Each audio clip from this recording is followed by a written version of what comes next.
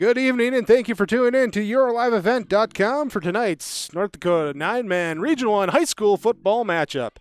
The Finley-Sharon-Hope-Page Spartans welcome the Wyndmere-Lidgerwood Warbirds. Here, the Warboards at 4-2 on the year. The Spartans right behind them at 3-3. Warboards number 4 in Region 1 standings. The Spartans at number 5 currently, and a winner of this one would have a big step up over the last 2 weeks of the regular season to get into those playoffs there as the number 4 seed. It's the Spartans and the Warboards tonight on YourLiveEvent.com. Thanks for joining us again. Before we get to start with your IRE Insurance pregame show, remind you of what's going on at the Finley-Sharon-Hope-Page schools. If you have not yet done so, download your Finley-Sharon School app on your phone or mobile device. Stay up to date with everything that's happening at the school. It's available in the App Store on your phone for Android and Apple devices. Also, alumni of the Finley-Sharon School, they ask all alumni to share your career path. Please send your name, including maiden names too, graduating year, where you live presently, and your career. You can email your info to admin@finleysharonschool.com or privately message them on Facebook, or even send them an old-fashioned good pen and paper letter. You can learn more about what's going on at the Finley-Sharon School at the website finleysharonschool.com. And at the Hope-Page School, note is here that there will be a late start on Wednesday, October 7th. Buses will be 2 hours late, and classes will be 2 hours late as well. Hope-Page Elementary will have childcare provided free of charge starting at 8 a.m. at the Page School. Parents are asked to drop off their children at the front door. Please call the school office if you have any questions. And there's a fundraiser currently being held by the junior class. They're selling Mrs. Fields cookies. It goes now through October 12th. Find more details by visiting the school website. And Spartan Elementary girls basketball. First game already for elementary girls basketball. It's going to be on Monday, October 5th. It's versus Maple Valley at Oriska. Starts at 4:30. Maple Valley School asks that only immediate family attend, and then all fans observe social distancing guidelines will in attendance. And of course, both the Finley-Sharon and Hope-Page School saying, good luck, Spartans, as they take on the Warbirds of Wyndmere-Lidgerwood tonight on YourLiveEvent.com. We'll be back with your IRE Insurance pregame show. Great Plains Fireworks, located on the west side, frontage road I-29, south of Degelman's in Hillsboro. They're open by appointments. Call 701-436-6140. Also like them on Facebook for information. Let Great Plains Fireworks help you get fireworks for your family celebrations, neighborhood parties, and events. Pretty, pretty, pretty. They have chest thumpers. Great Plains Fireworks, open by appointment only, Hillsboro, North Dakota, 701-436-6140. Like them on Facebook.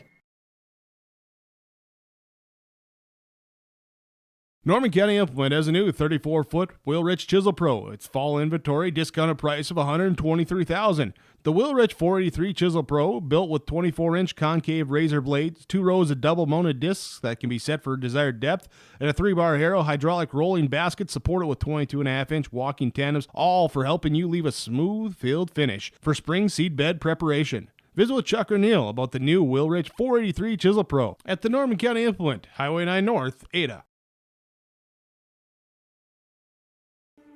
There's no way to count the number of sandwiches you've packed over the years. Hard to imagine this day would come. Yeah, there's still the same fields, the same roads, the same hard work. But now they're in someone else's hands. And you couldn't be more proud of who you're handing the farm to. No matter what the future holds, Ag Country is here to help you plan ahead. This is Chris from RDK Enterprises, your local precision planting dealer. 0% interest, 0 payments for 120 days on all precision planting equipment. Save your cash flow, book your planter upgrades today with an additional 20% discount on shop labor and trucking. Pay this year or next. No payments, no interest for 120 days on approved credit. Call RDK Enterprises 636-2119 or planterdoc.com. This is your IRE Insurance pregame show. For all your insurance needs, visit IRE Insurance online at IREINS.com. Well, it's the final regular season home game tonight in Hope for the Finley-Sharon-Hope-Page Spartans sitting at 3-3 on the year, off a loss on the road last week at Lemoore, taking on Wyndmere-Lidgerwood. The Warboards at 4-2. They picked up a win last 2 weeks, actually, after they lost to Lemoore in week 4. They went to Larimore in week 5, or they hosted Larimore in week 5, and then went to Maple Valley Enderlin last week, picking up a pair of victories there to sit where they currently do at the number 4 spot in Region 1.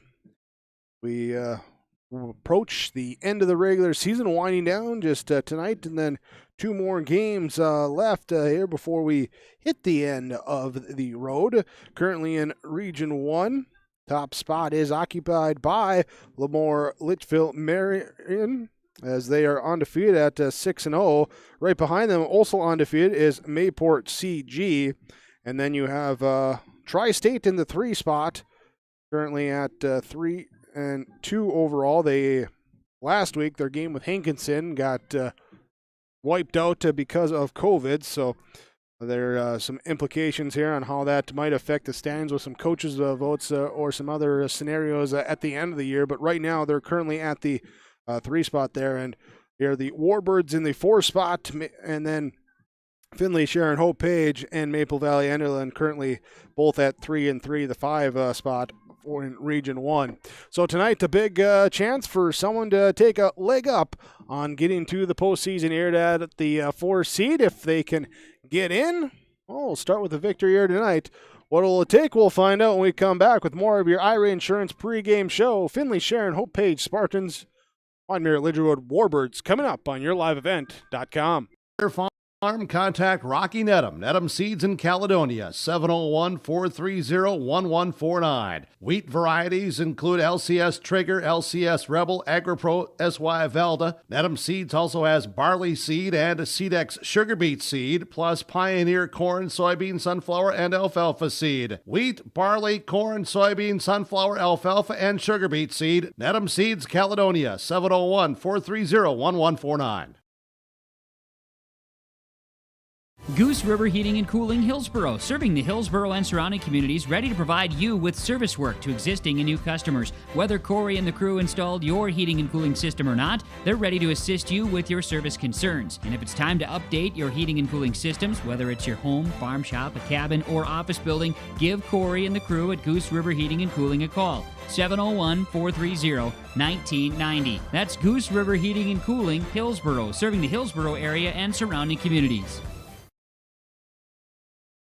Every business has its special needs and its own unique set of challenges. That's why we treat your business just like ours, to make sure you are covered right. Hello, this is Shane with Irie Insurance, and our agents have seen it all, and one slip-up can take a small business years to recover from. That's why it's so important for a small business to work with an insurance company that can save them money but also make sure they are protected. If you own a small business, we would like to work for you. Go to IrieInsurance.com to find a local agent near you.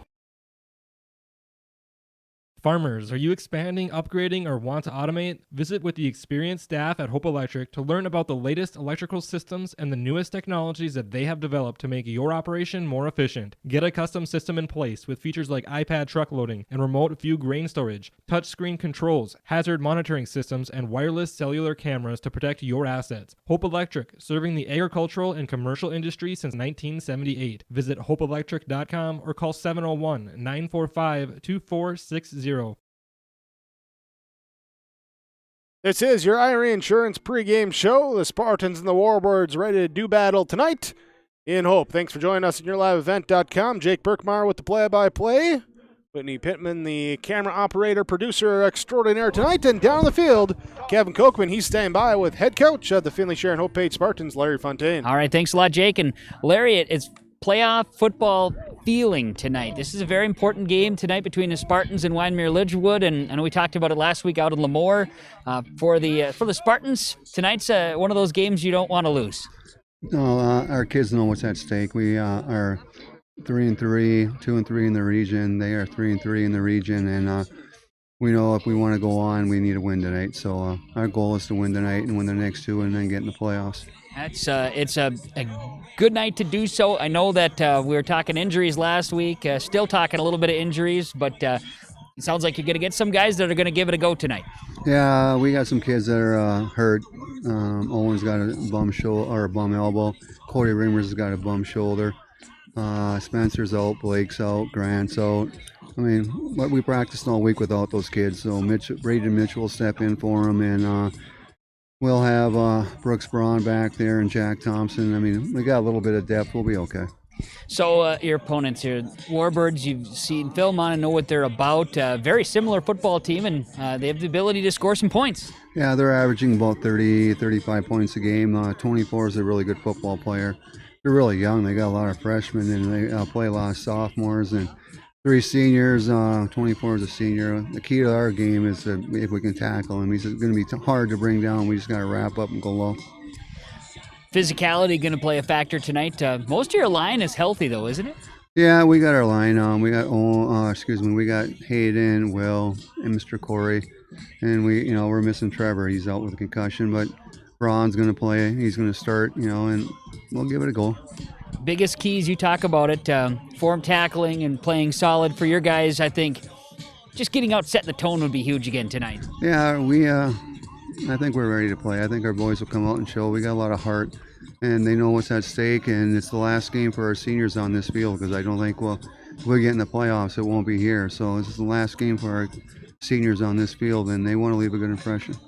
Well, I know listening to them here in the warm-ups, they're fired up, so it should be a good one. Yeah, it's going to be a great game. There's going to be some head-knocking going on, and, they're a good football team. They know they want to win, too. They want to make the playoffs, so our kids got to show up and play because they're going to play with everything they have as well. Larry, thanks for the time. Good luck to you and the boys. We'll catch up afterwards. Roger, thank you. Have a great day. You got it. That's Larry Fontaine, head coach, Finley-Sharon-Hope-Page Spartan football, joining us pregame conversation ahead of the Spartans and the Warbirds here tonight in Hope. Thank you, Kevin, and we're looking for more pregame conversation. We'll catch up with the Warbirds when we come back on your IRA Insurance pregame show on yourliveevent.com.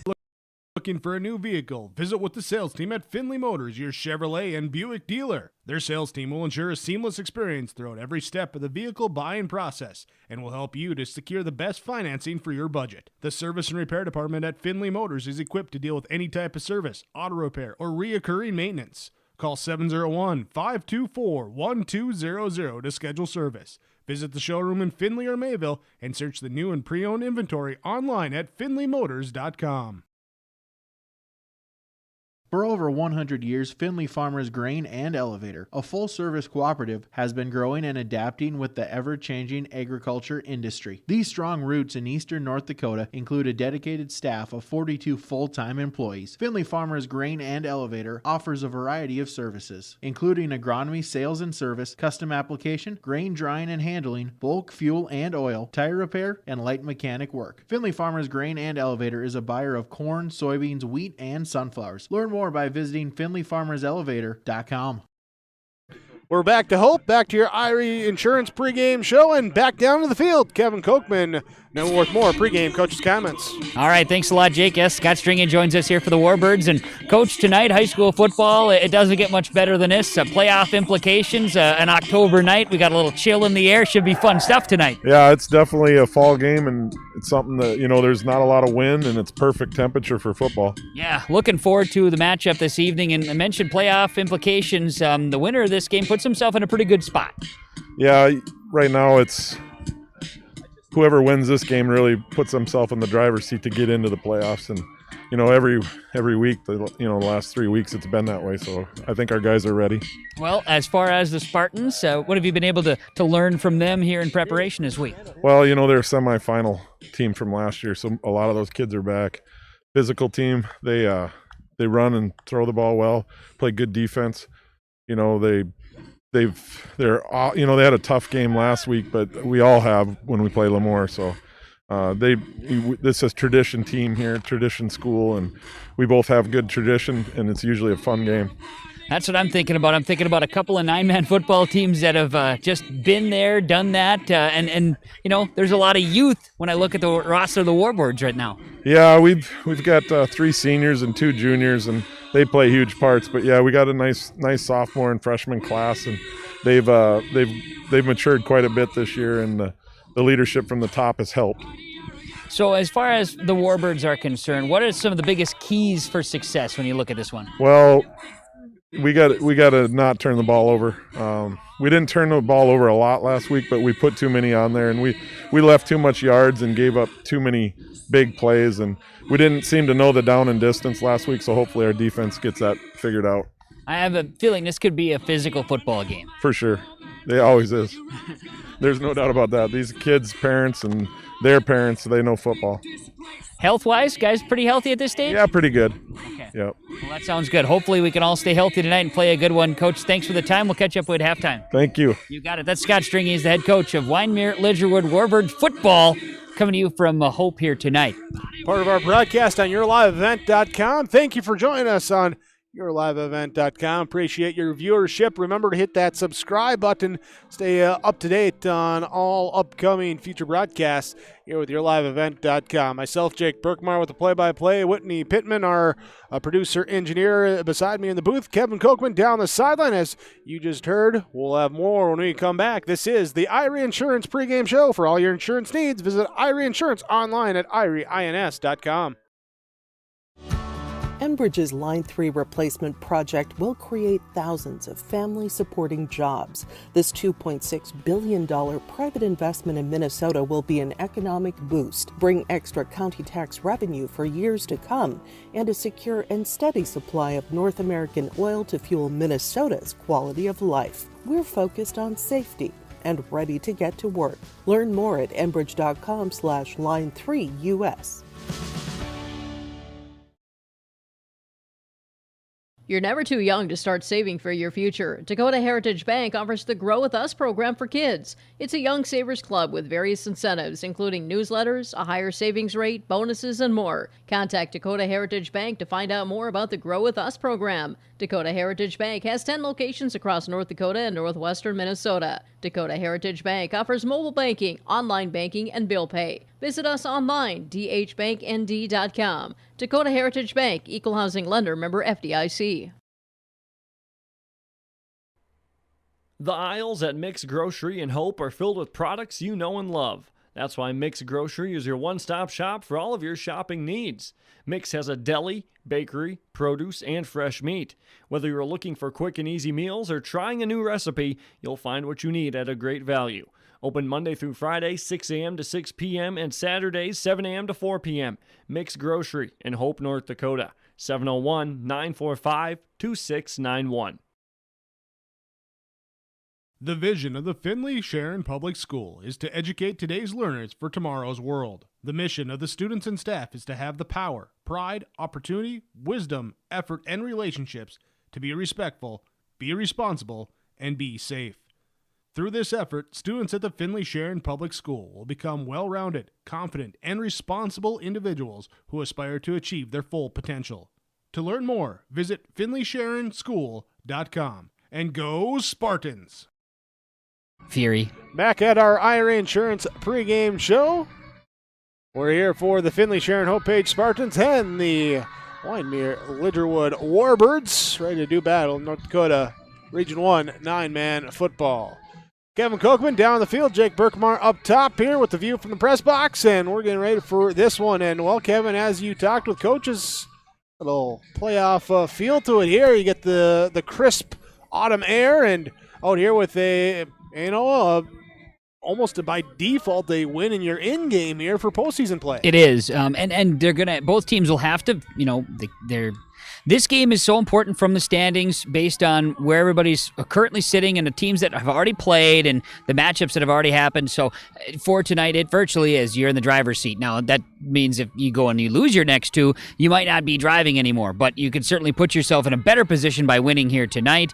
The loser tonight does have a longer way and needs to have a lot of help from that standpoint to get in. So it's not the, hey, tonight you're in completely with a victory. You gotta make sure you do your job the next couple of weeks as well. But it is a playoff type feel because you've got to get that spot. You want to put yourself in the top 4.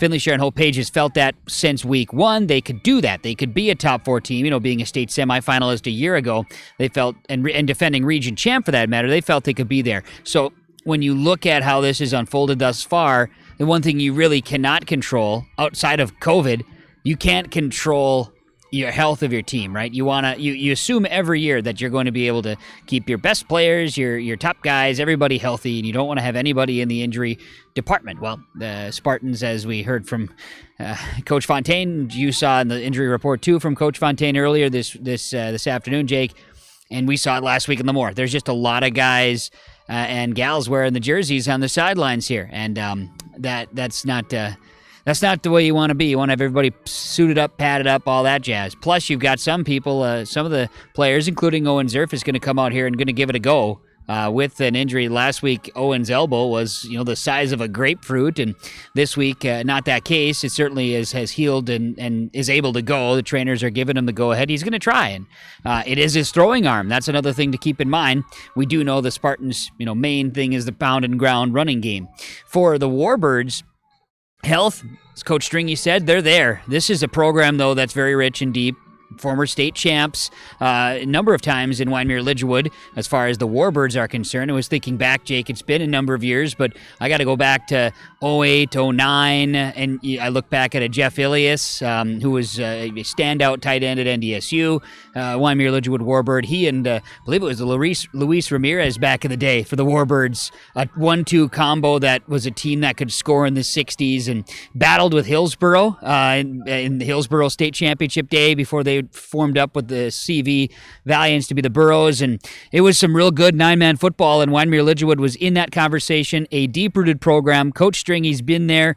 He's helped lead this program and develop a winning way, and so here again, Warbirds have themselves some ability. So tonight, it's going to be a mano-a-mano type game, Jake. Guys are going to go out there and play hard, and this is what you live for, is the opportunity to go out and play on a Friday night, and the teams are going to get that chance tonight. I do feel, looking at it, though, with the line of scrimmage, that's going to be a huge battle. And the Spartans they've put themselves in a good spot. They're healthy along the line. If their guys can stand up, be strong, protect home field, especially in what would be the final game here in Hope for the season, you don't want to end with that memory of a loss. So let's see if they can will their way to victory against a very tough Warbird team. And turnover is going to play a big factor tonight, Jake. And we'll get to that here in a little bit. Right now, though, let's go with your starting lineups. We start with the offensive alignment for Finley-Sharon-Hope-Page. It was the Warbirds winning the toss. They deferred. And so the Spartans electing to kick, and so they will be on offense first. They'll go left to right as you'll view it on yourliveevent.com. Offensive line will be the senior, number 55, 5'9", 215-pound senior, Andrew Corey, and the 5'11", 230-pound senior, William Erickson, wearing number 90 at the offensive guards.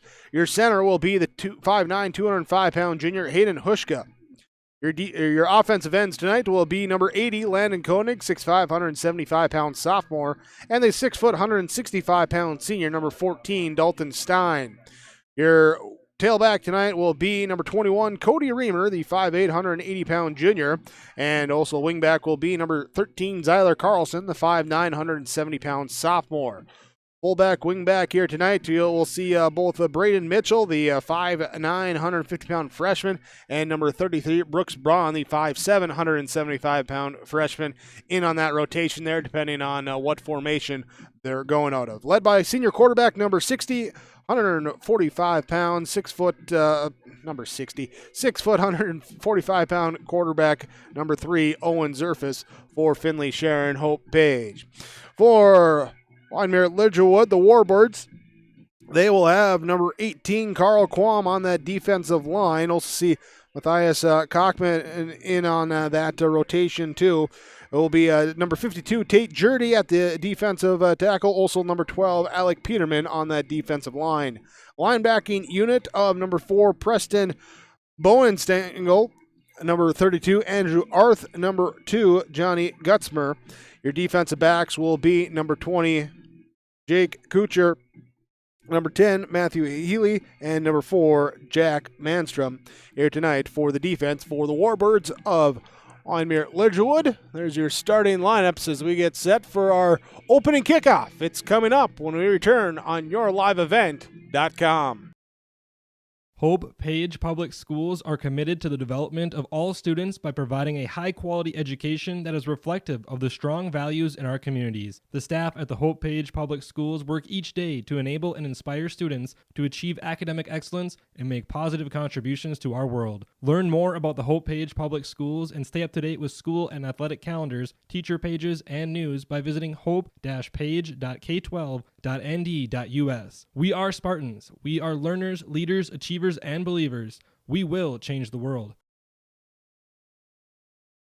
We know agriculture, and we know ag lending. Citizen State Bank has competitive rates, and you can get the best loan to keep your farm running smooth. Whether it's land, crops, livestock, or machinery, Citizen State Bank has lenders to help you find the best loan with the best rate in Finley, Cooperstown, and Northwood. For more information, visit us online at csbfinley.com. Member FDIC. Pioneer, tailored for your farm, delivering success. With decades of research, Pioneer has the genetics, tools, and local testing capabilities to deliver the most diverse and consistent seed for your farm needs. Work with Keith Irie, Matt Powell, and Chelsea Beaton in Hope, your local Pioneer team, to evaluate your needs and select the best varieties with the right herbicide-tolerant trait for your farm. With the science behind Pioneer products and the local service, you get success from your crop yields. Good luck to the Finley-Sharon-Hope-Page team from your local Pioneer seed representatives, Keith Irie, Matt Powell, and Chelsea Beaton of Hope.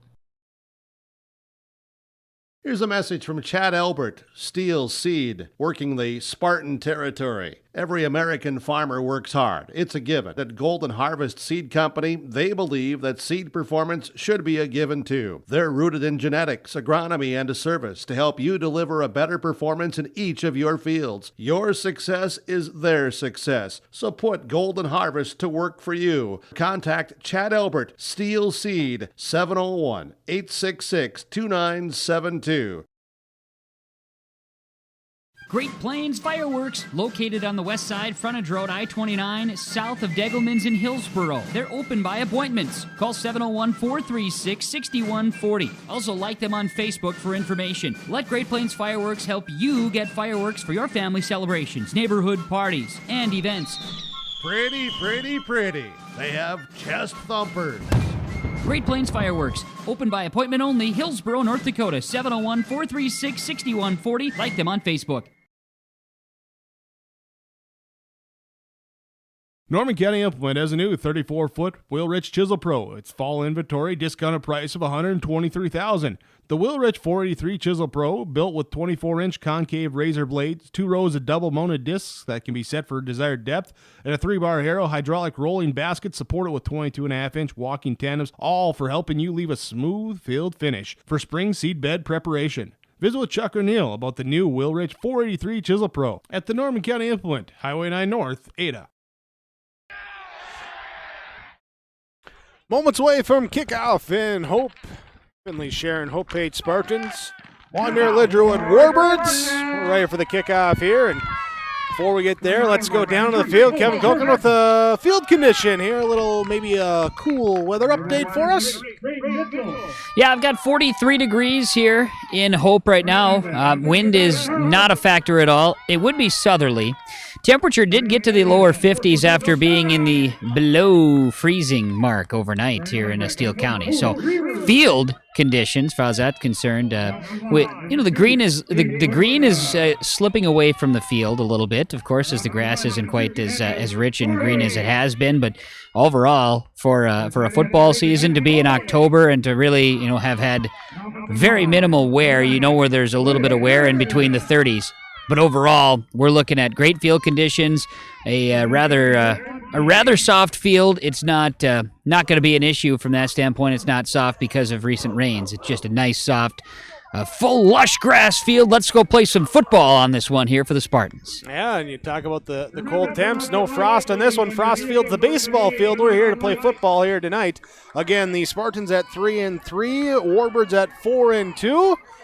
Spartans will receive the opening kickoff after the Warbirds won and deferred on the opening coin toss. Zyler Carlson will be returning, Jake, and you noticed this in warm-ups, but he's got a different set of cleats. He's got some neon colors, plus he's got the pink Under Armour gloves, as October is Breast Cancer Awareness Month. There we go. Get a little style going, look good, play good, right? Absolutely. That's right. Ready to kick off here. Warbirds have it teed up, and it will be, I believe that's Kate Jurdy with the ready to kick it off. And we are underway here in Hope. Kickoff goes a line drive kick picked up by Cody Reamer, bobbled at the 19-yard line. He does pick it up. Now looks for a hole up the middle and gets it up to the 30-yard line, where Finley-Sharon-Hope-Page will start their first drive of the ball game. Jonathan Gutzmer in on the special teams tackle that time for the Warbirds. 1st and 10 for Finley-Sharon-Hope-Page. And you notice on the camera here today, too, with yourliveevent.com, the gold lettering of Wyndmere-Lidgerwood. A little tough to pick up out there on the field. Yeah, the white jersey tops with the gold lettering and kind of a light gold, too, almost a silvery gold out there. Meanwhile, the Spartans with the red jersey tops, white helmet, sends Zyler Carlson in motion. Surface play action. He rolls out looking. He's looking to tuck and run. He gets it up to the 33-yard line. A 3-yard carry on the scramble. Was looking across the field for Dalton Stein, but having to throw across the field there on the run. Wisely just tucked in and took the yards that he could get. Well, we were talking about Zerfus last Friday in Lemoore, and then our drive back, too. We talked about it, and Owen is such a key piece for this Spartan team. To have him out here tonight is a huge piece. Whether he can play the entire game, we'll find out, but it is a big thing to see him out on the field to start the game. Braden Mitchell comes out. Coming in will be Jack Thompson. He'll be a wing in tight on the bottom of the formation right side as Zerfus takes a snap under center. They run the pitch play left side. Cody Reamer looks to cut back across the grain, and he does pick up a couple yards just short of the 35-yard line. Give him a yard and a half for Cody Reamer. Spun down Jack Manstrom, sophomore, eventually in on this tackle that time for the Warbirds. So a big 3rd down right away for Finley-Sharon-Hope-Page. Have it 3rd and about 6. Got to get up to the 41-yard line. There was that Mitchell again coming back in from the sideline. Yeah, he will be split out wide to right side, bottom of your screen. Zyler Carlson split out wide, top of the screen. Cody Reamer to the right side of Owen Zerfus in the shotgun set. Koenig, right tight end. Stein, the left tight end. Back to pass. Zerfus looking over the middle. Throwing in, nearly intercepted as it kind of went in between Stein and Carlson. And Andrew Arth was in the position, had a hand on it, but couldn't corral it. An incomplete pass. Yeah, ball ended up, like you said, right in between two targets. Not sure. I think he was intending it to get to Dalton Stein, but the throw behind and nearly intercepted. 4th down now for the Spartans on their first possession of the football game. So Landon Koenig will be in punt formation. Meanwhile, Matthew Healy goes back for the Warbirds. Braden Mitchell in motion, right side to left side. Aligns ready for the punt. Long snap from Hushka, comes back to Koenig. Gets the right-footed line drive kick, angles it towards the left side of the field, and a good bounce as it'll hit about the 34, bounce down to the 22 where it's picked up by Healy. He's got a lot of green in front of him. He comes up the left side, cuts it back up the middle, still on his feet. Flag comes up behind the play as he gets it down to, or up to the 42-yard line. But I believe we got a block in the back coming back at the 35. Now William Erickson making the tackle that time for the Spartans, one of the seniors, one of the 4 seniors for Finley-Sharon-Hope-Page, and then the stop. But like you say, flag in the backside. This is likely in an area that it will be on the Warbirds. We'll see. Officials gathering together, checking there with the Spartans, and they're calling 2 penalties. Penalty on each play. They have legal procedure on the Spartans before the kick, and then a block in the back after the kick. And I got to double check on exactly how they're going to determine where the ball is going to be spotted. I think we might be re-kicking. Yeah, I think that may be the case as well. Just offset and re-kick. Yeah, and it's not that the penalties would be necessarily offsetting penalties, same value, things of that nature. But I think because of the nature of the penalties, they will replay the down. Yep, and so we will be back to punt again, or we assume so. Punt teams come back out. Healy again backtracking. Koenig going to be doing the punting for the Spartans. 10:09 to go in this first quarter. Ball 4th and 6 from the 34-yard line. Snap back. Less of a rush this time. A high kick. Healy will come over. He'll grab it. He gets by. Oh, he slips right away. So looked like Carlson got a hand on him just enough to push him off motion. And that will be where they will take over now. 1st and 10 from the 37-yard line of the Warbirds. Hushko will be given the tackle that time for the Spartans. And now Spartans defense going to be looked to stand tall here and keep the Warbirds at bay so they can get the ball back here and unscathed. Another good kick that time. High kick by the punter for the Finley-Sharon-Hope-Page Spartans, Landon Koenig. Tate Jurdy, Brady Kozel, Alec Peterman, the offensive line for the Warbirds, as quarterback Preston Bowenstengel stands back to pass, throwing deep on the first one, going and over the top. It's caught right at the 40-yard line, and then dove ahead or tackled down by Stein and up ahead to the 37. From the 37 to the 36 is where they mark him. So give him a gain there on the play, 1st down. A bit of kryptonite this season against the Spartans has been through the air, and Bodenstengel with an absolutely beautiful pass, a pitch and catch there to Jonathan Gutzmer, and a big gainer and a fresh 1st down for the Warbirds on their first offensive touch. Gutzmer, the tight end, along with Carl Quam. Now they're going to stack 2 receivers left side. There will be Healy and Kutra. The receivers left side. They run the pitch play right side with Arth. Strong out on the edge. Cutting back inside. Gets out of a surface. Arm tackle down the right sideline. Being chased by Reamer. Dives. Kick. Get him. Touchdown in is the Warbirds. And then 2 plays sends them in to the end zone. They lead 6-0. What makes it difficult for the Spartans right out of the gates there, too, is that was seeing Zerfus, one of the first attempts of the tackle, and going with his bum arm, we'll call it, to try to make a wrap-up tackle, and that made it proved to be difficult right out of the gates. So we're gonna see maybe more of him his game hampered defensively, but it's a heck of a play. Get to the outside. Warbirds just manning up, getting down the field, and scoring on 2 plays. And they're drawing a lot of attention to the left side of the field in that first play with the big play, and then they stack the receivers and run to that weak side, and just nice moves by Arth to get out of the tackle, get in for the score. Going for 2. They're going to motion here as Bowenstein will go down to a tight end. It's going to be a direct snap then to Arth, the running back, and he is wrapped up in the backfield. Ball pops out, but he was down already. 2-point conversion is no good. And on your Steel Seed Chad Albert scoreboard, the Wyndmere-Lidgerwood Warbirds lead over the Finley-Sharon-Hope-Page Spartans 6-0, 9:18 to go, first quarter on YourLiveEvent.com. There's no way to count the number of sandwiches you've packed over the years. Hard to imagine this day would come. Yeah, there's still the same fields, the same roads, the same hard work. But now they're in someone else's hands. And you couldn't be more proud of who you're handing the farm to. No matter what the future holds, Ag Country is here to help. All 2 plays and a touchdown for the Warbirds after they forced the 3-and-out by Finley-Sharon-Hope-Page. Get a big play through the air and a bigger play on the ground. An Andrew Arth 36-yard touchdown run. 2-point conversion run failed. And it is the Warbirds leading 6-0. Ready to kick off. Again, kicking right to left. Cody Reamer, Zyler Carlson back deep to receive for the Spartans. Line drive to the up back. Brooks Braun grabs it on the run. He takes himself, lowers the shoulder, and he's brought down at the 44-yard line, where Finley-Sharon-Hope-Page will start drive number 2. 9:14 to go, first quarter. Well, Braun, you could definitely tell he spent a lot of time watching his teammate Cody Reamer run the football. You know, just a hard-nosed runner, not afraid of contact, looking to make the contact, and we've enjoyed watching Brooks, Jake. I think both of you have talked about Brooks a lot on our drives back home from games. He's been a fun freshman to watch play at the varsity level this season. Ray Mitchell will come in. He'll line up wide right. To slot right will be Zyler Carlson. Cody Reamer, the lone back in the single back set. Zerfus under center, tight ends each way. Hushko with the snap, running the quick swing pass, and it's a backwards pass.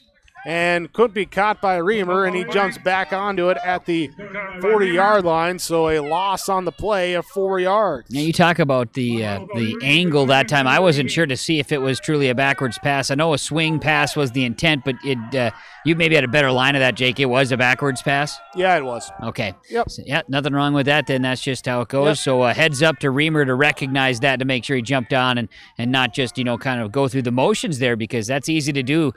Got to wait to hear the whistle after a drop ball, but he did a nice job to get on top of it. Otherwise, it would have been a turnover. Jack Thompson will be in as a receiver, top of your screen, wide left side. Zyler Carlson, the fullback. Cody Reamer, the tailback. Thompson in motion, turn, cross action, give to Reamer, makes one man miss, gets back up to the original line of scrimmage, falls forward past the 45, up to the 46, 6 yards on second down for Cody Reamer. That's pretty good run blocking there by Corey, and also by Erickson getting downfield, making some blocks, and then Reamer finding a gap and was able to take advantage of that. So getting some back. 8 minutes to play in this first quarter. 6-0. Wyndmere-Lidgerwood leads Finley-Sharon-Hope-Page. They work it ahead. Long time to get this play into the huddle, Jake. Yeah, they'll have to watch the clock here as this one's coming in. Defense here for the Warbirds. Carl Quam, Tate Jurdy, Alec Peterman, Preston Bonenstengel, Andrew Arth, Johnny Gutzmer, along with Jake Kutra, Matthew Healy, and Jack Manstrom. Here the Spartans get off, give it up to Reamer, and up the gut, and he will be, I believe, about a yard and a half short. And they will mark him down across the 50, down to the 47, bringing up a 4th and 1. All right, so Spartans are going to go for it here. There's no question about it. With 7 minutes, 15 seconds to play first quarter, they're getting a couple of nice runs here. I have no doubt that they're going to be going for it here on 4th down as Braun comes in, and checking out of the game is Mitchell. We'll see if they want to go straight up the gut behind the big offensive line there with Andrew Corey, Hayden Hushka, and William Erickson. Into that strength of the Warbird defense as they bring everyone up there. Ball comes loose. It's jumped on by Reamer, but loss of 1 doesn't matter on 4th down. And it is a turnover on downs for Finley-Sharon-Hope-Page. There is kind of, they had last week some early mistakes in that game. Heard him again here early in the game here tonight. Now, Will Erickson's coming out. He's hobbled just a little bit here. He comes out off to the side. Owen Zerfus checking out of the game as well. That's an unfortunate mistake because they had a push up front, Jake. I think they could win the line of scrimmage here tonight looking at the two teams mano-a-mano, but you're not going to do that when you turn it over. Ball on the Warbird 48-yard line. Stack 2 receivers left. Send a man in motion. That's Healy left to right. He'll be out wide. Snap back comes. Looking. Bonenstengel. He's going to go deep down to the right side to Healy. Over the shoulder catch. Can't quite pull it in as he tries to the over-the-shoulder diving attempt. Great effort, but that would have been an impressive one if he could have hauled it in. The ball was there. It was a beautiful throw and a great attempt at a catch. It was all happening in a real quick way, but Bodenstengel can deliver a pass. Wow, what a nice passer. Now we got a penalty out here. And they're going to call it on Finley-Sharon-Hope-Page. It's a 2nd and 10. Are they? No, they're not. A warning is what it was. A warning to the sideline. Got it. So thanks to the guys up in the box there. They know what's going on. Yeah. Stacked receivers, send a man in motion. Healy again. Bowenstengel will play action, and now looking to go, being rushed. He's going to throw it deep down the middle of the field, and it is pass interference going to be called. They're going to get the Spartans defensive pass interference, and that's, there is going to be a penalty on that one. Yeah.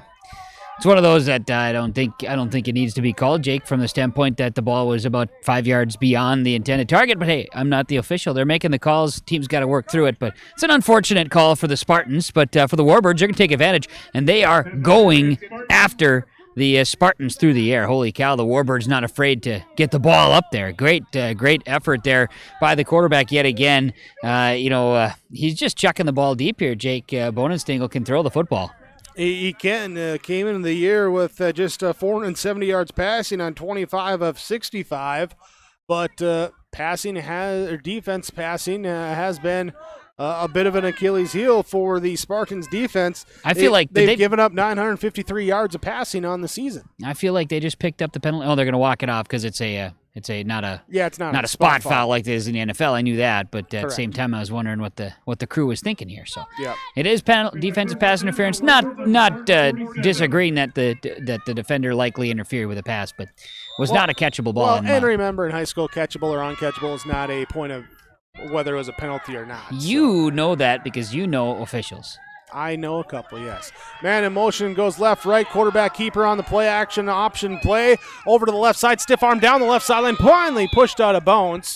Cody Reamer pushes Bonenstengel out of bounds, and they're going to mark him at the 30-yard line, 7-yard gain. All right.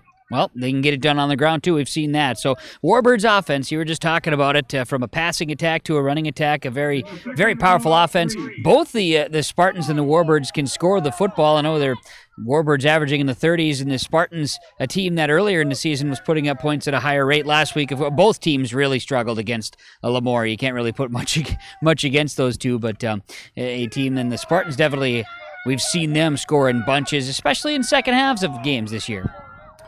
Again, out here on the defense for the Spartans, too. Zerfus out Braden Mitchell in at the linebacker safety here for the Spartans. Give us to Arth up the gut right side, trying to follow his right guard, the senior Alec Peterman, and he picks up, a yard, gets down to the 29. Get Hushka in the mix that time, along with Brooks Braun for the Spartans in on the tackle with a little over 6 minutes to play in this first quarter. 6-0 Warbirds as they're moving. A 3rd and 2 at the 29-yard line here, the Spartans. And here, Brooks Braun in at a defensive tackle, kicks Hushka out to defensive end. Dalton Stein at a linebacker. Here today, some defensive adjustments for the Spartans. Snap back, quarterback keeper on the read option. Jump cut inside, past the first down marker, down to the 24-yard line. Be a 5-yard gain, first down for Preston Bowenstanger. That time for the Spartans, Braden Mitchell went and kind of got sucked to the outside a little bit, and that was Bodenstengel did a great job of setting that play up there as he got Mitchell to sneak out, and then that opened up the inside of the defense a little bit in the current alignment. So for the Warbirds, that kind of option play there certainly did reach the execution level they needed, first down, and they're rolling the clock here in this first quarter. 1st and 10 for the Warbirds. Split, one out wide left, one out wide right. There's Bonenstengel in the shotgun set. Running back to his right, sends a man in motion, and going to give the running back Arth up the left side, and bad angle taken on the play by the defense, and Arth will coast in virtually untouched on the 23-yard touchdown run. That's a tough one there again for the Spartans to swallow. Very good offensive run there, and obviously Warbirds coming in, focused, locked in, and they're zigzagging their way to the end zone for their second touchdown in this first quarter. 4:58 to go in this first quarter here, and we'll see here what they want to do on the 2-point conversion. Here's a tidbit for you, Kevin. Matthew Healy, I'm told, grandson of the legendary Ada/Ada Borup boys basketball coach Jim Hahn. How about that? Jim Hahn, sorry. You better get it right. Yeah, I better get that right, yeah. How about that? Thanks, Dave P., for the note. He would know. From the shotgun set, split backs, back to pass. Bowenstengel going to throw it left side, open and incomplete as they can't hang on. The Tanner receiver was Gutzmer in the left corner of the end zone, couldn't hold on to it. And the score on your Steel Seed, Chad Albert's scoreboard. The Warbirds of Wyndmere-Lidgerwood lead over the Finley-Sharon-Hope-Page Spartans 12-0 on yourliveevent.com. This is Chris from RDK Enterprises, your local precision planting dealer. 0% interest, 0 payments for 120 days on all precision planting equipment. Save your cash flow. Book your planter upgrades today with an additional 20% discount on shop labor and trucking. Pay this year or next. No payments, no interest for 120 days on approved credit. Call RDK Enterprises 636-2119 or planterdoc.com. Warbirds back-to-back touchdowns on their first 2 drives, both touchdown runs from Andrew Arth. 3 carries, 60 yards, and 2 touchdowns, a pretty nice stat line. Then he'll head to the sideline in between breaks, grab that water bottle out of the little red wagon there, the radio flyer that they're bringing the water bottles out with and get rehydrated, ready now for this upcoming Warbird kickoff. Yeah, I do appreciate Wyndmere-Lidgerwood's use of the radio flyer. Now, Jake, the most notable piece is that's not an original radio flyer. That's a current-day radio flyer. The old radio flyers, we all know, steel, metal, they're made to last. These babies are kind of like Rubbermaids. Well, here's one that might last here. Zyler Carlson breaks free. Flag coming in the backfield, though, as he is pushed out way upfield, up inside the 30. But a flag way back across the 50, back at the 43, came flying in. And it's going to be a block in the back on the Spartans and wipe off that good field position.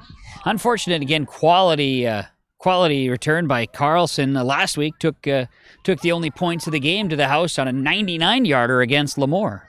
Yeah, that was one where they got by him and able to stick with it and then bring it to the house, but unable to do anything here because of the penalty. Radio flyer, radio works. Yeah. Message I just got. You get it. Inside joke.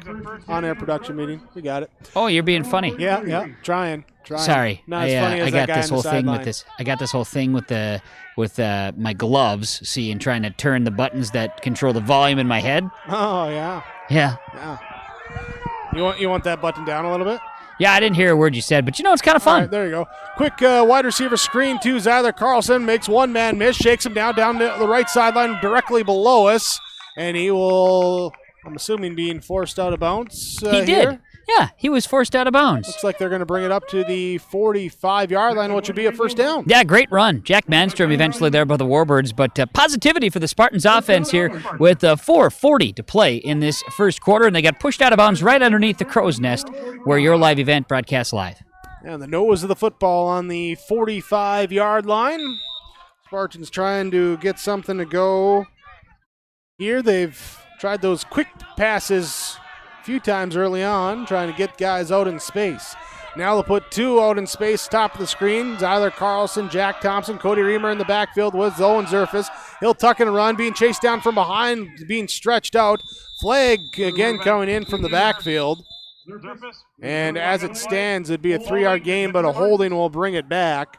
And the 10-yard penalty will make it first and about 20 if they're going for more of the flag is at. Yeah, with the hold there. So the unfortunate scenario, don't want to have that be happening. It's already the third penalty for Finley-Sharon-Hope-Page. Last couple games, they've done pretty well when it comes to penalties. They had issues early in the season, but this first quarter, not one that, getting a lot of laundry out in the first quarter. Yeah, we sure have. So let's see if we can't clean that up a little bit, Jake, okay? 4:34 to go in this first quarter. Spartans trailing 12-0 on the Steel Sea Chad Albert scoreboard. They'll come out. I formation, wingback right side is Braden Mitchell.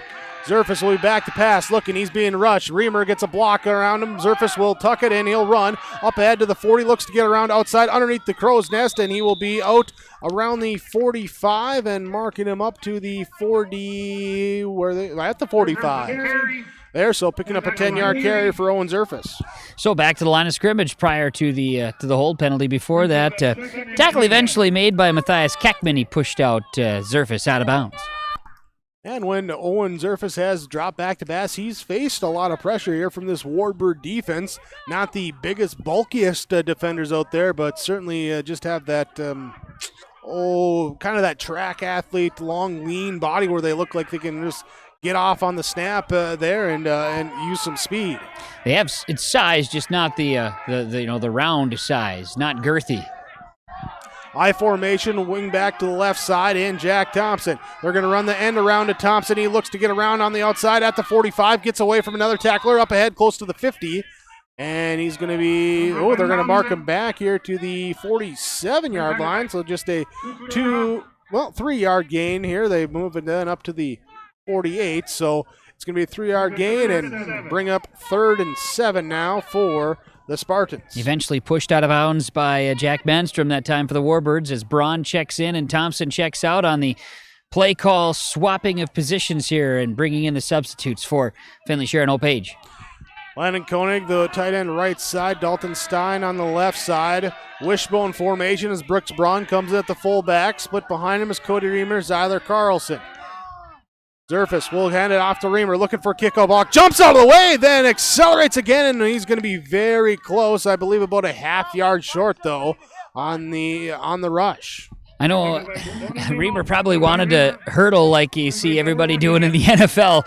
Didn't get off the ground a ton, just enough, though. But when he did, you saw that acceleration. That was a great explanation of it, Jake. His legs hit the ground, and he was running hard to get back to that, to potentially get to the down. So now it's 4th and short as we move past midfield now on the Warbird side of the 50 with 3:35 to play first quarter and another 4th down attempt for the Spartans.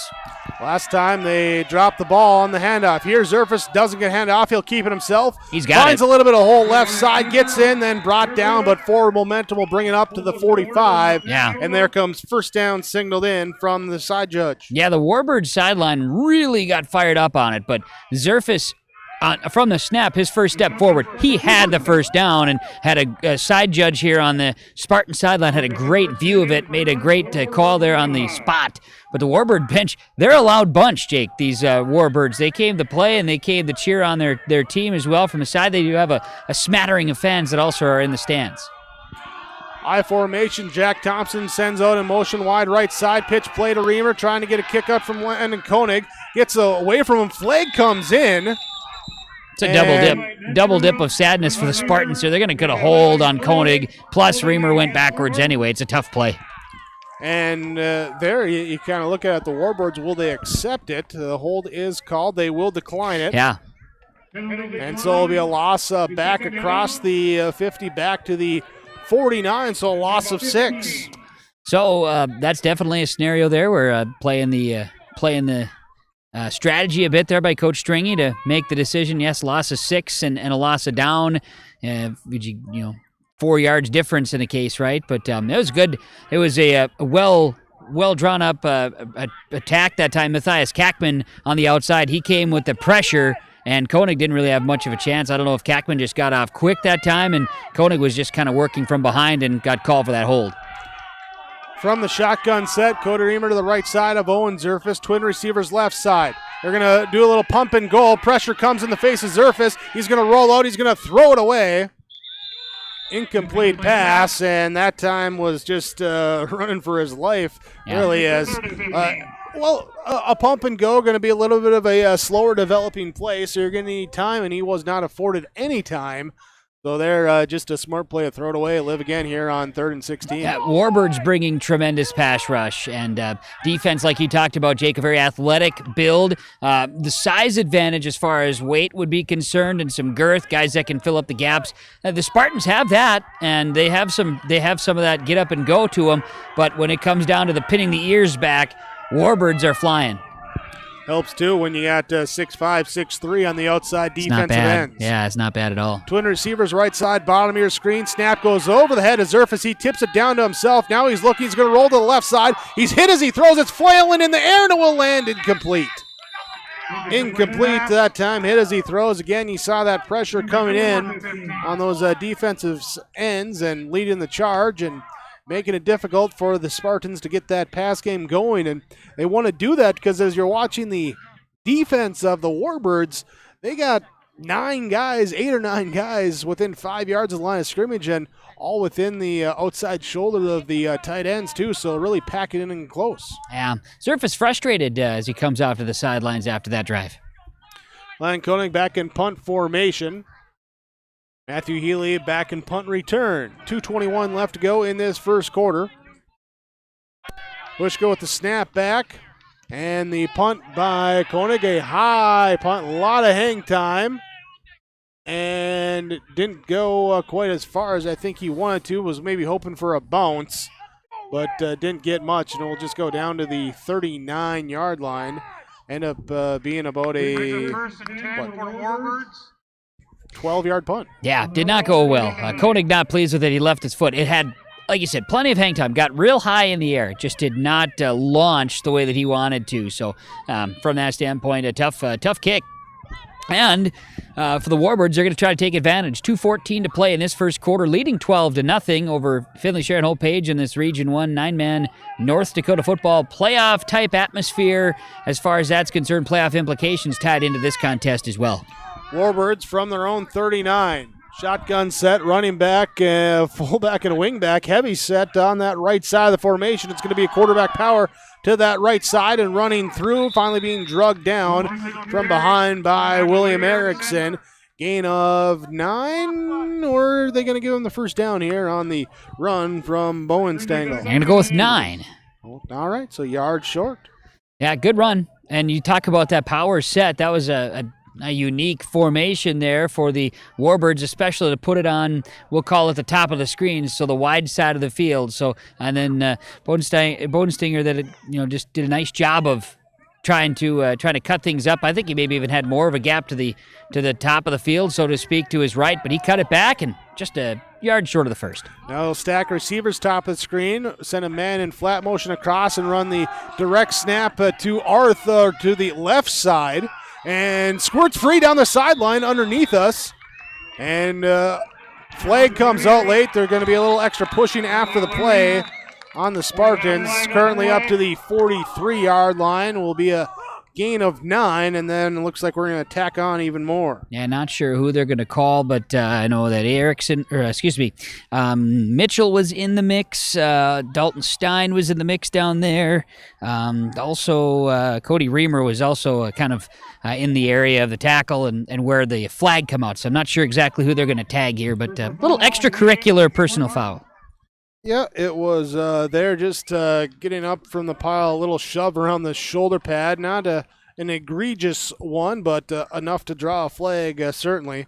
And that will be the 4th penalty here on the Spartans in this first quarter.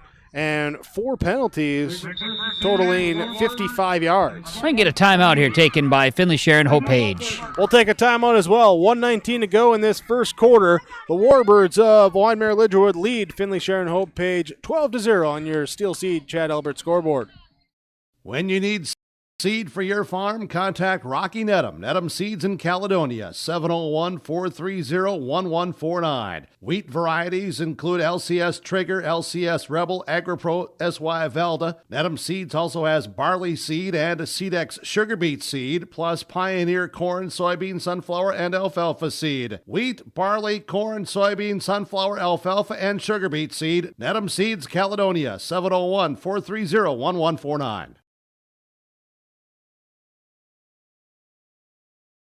Honk. It will be 1st and 10 as Kevin answers the cars down the way. This with is what I do honk. now. I'm at the stage now where I just answer car horns. It's my stage in life, I guess. Is it goose season yet? Well, I'm sure. I can't remember now if North Dakota's early goose season started or not. We're gearing up for pheasants pretty soon, man. I don't know. You're killing Whitney up here in the booth. Honk. So after the timeout from Finley-Sharon-Hope-Page. Should I join it too? I should hit the horn on the truck. Yeah. Keep the keys in your pocket. 12-0. I will. Wyndmere-Lidgerwood leads over Finley-Sharon-Hope-Page. See if I got the distance. Well, I'm just going to turn that mic down real Perfect. quick. And, I'll do it again. Yeah.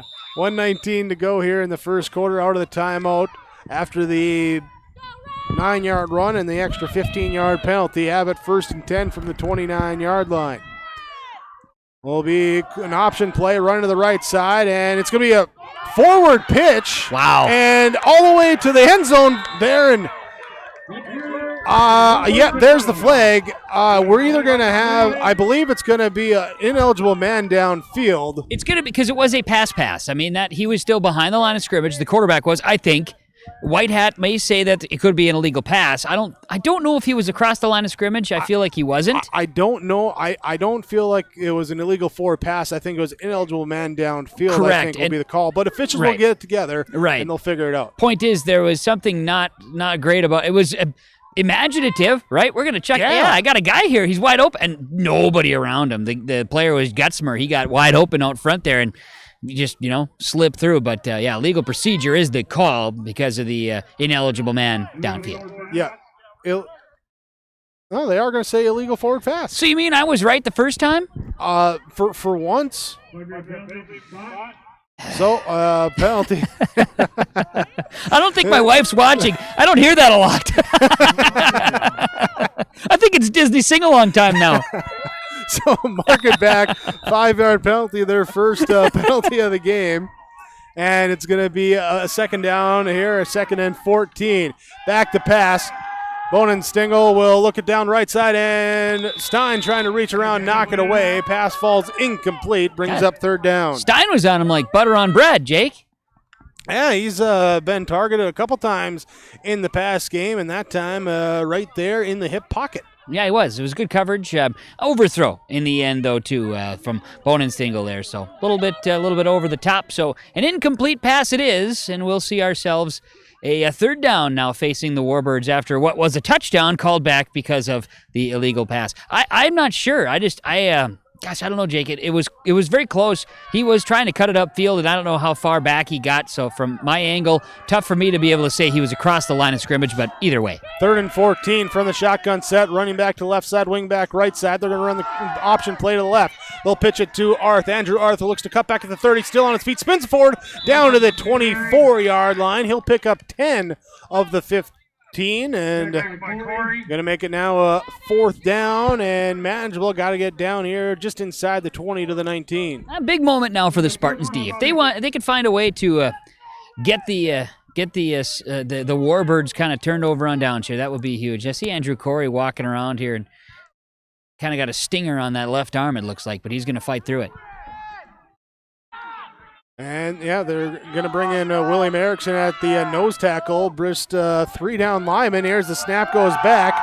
Bonen-Stingle rushing out, being chased by William Erickson down the right side. He's got a path to the 1st down. He picks it up and more as he cuts up the right sideline down inside the 15. And where is he going to be pushed out at? Down to the 13-yard line. It's going to be at the 13, yeah. Got a little hairy down here, Jake. I thought I was going to get taken out by a few birds and Spartans, but we're okay. Okay, Graham. Oh, yeah, man, that happened one time. I remember that. Yeah. So, clock, I don't know, did he officially go out of bounds here? Or Absolutely, okay, yeah. They're not going to run the clock here once they get the chain set. So we'll have one final play here in the first quarter. It'll be 1st and 10 from the 13-yard line. Healy goes out wide right side. Coming left side is Jake Kutra, wide receiver, out on the bottom of your screen. Bonen-Stingle in the quarterback shotgun set. We're looking back to pass. Deep drop, pump fake, throw right side, and it is incomplete as it bounces away. And still 3 seconds left on the clock here before we hit the end of the quarter. Impressed with the effort by Healy. He had his feet dragging in the back, plus diving for that over-the-shoulder catch. If he'd have been able to haul that in, Jake, I don't know, man, that would have been something special. But what an effort there. Ball was thrown where only the receiver was going to get it. Incomplete, 2nd and 10. And we're seeing out of the shotgun set, we're still seeing a 5-7 step drop here from Bonen-Stingle, and at 6'1", giving him the time to use that big frame, that cannon there. And we're going to have a reverse here, and it's going to be coming back along the left side, trying to get around to the edge, racing down. Flake comes in behind the play. Healy dives for the end zone. He's short of the end zone, but the flag back at the 11-yard line. I think we might get a crackback block here. There was some bodies flying around back at about the 10-yard line. Yeah. We'll see what the official makes the call here as the flag came in from the opposite side of the field. And, that will be the end of the first quarter, so we'll figure out the play. It will be a block in the back on the Warbirds, so mark them back. It will be 2nd down when we return. They lead 12-0 on your Steel Seed scoreboard on yourliveevent.com.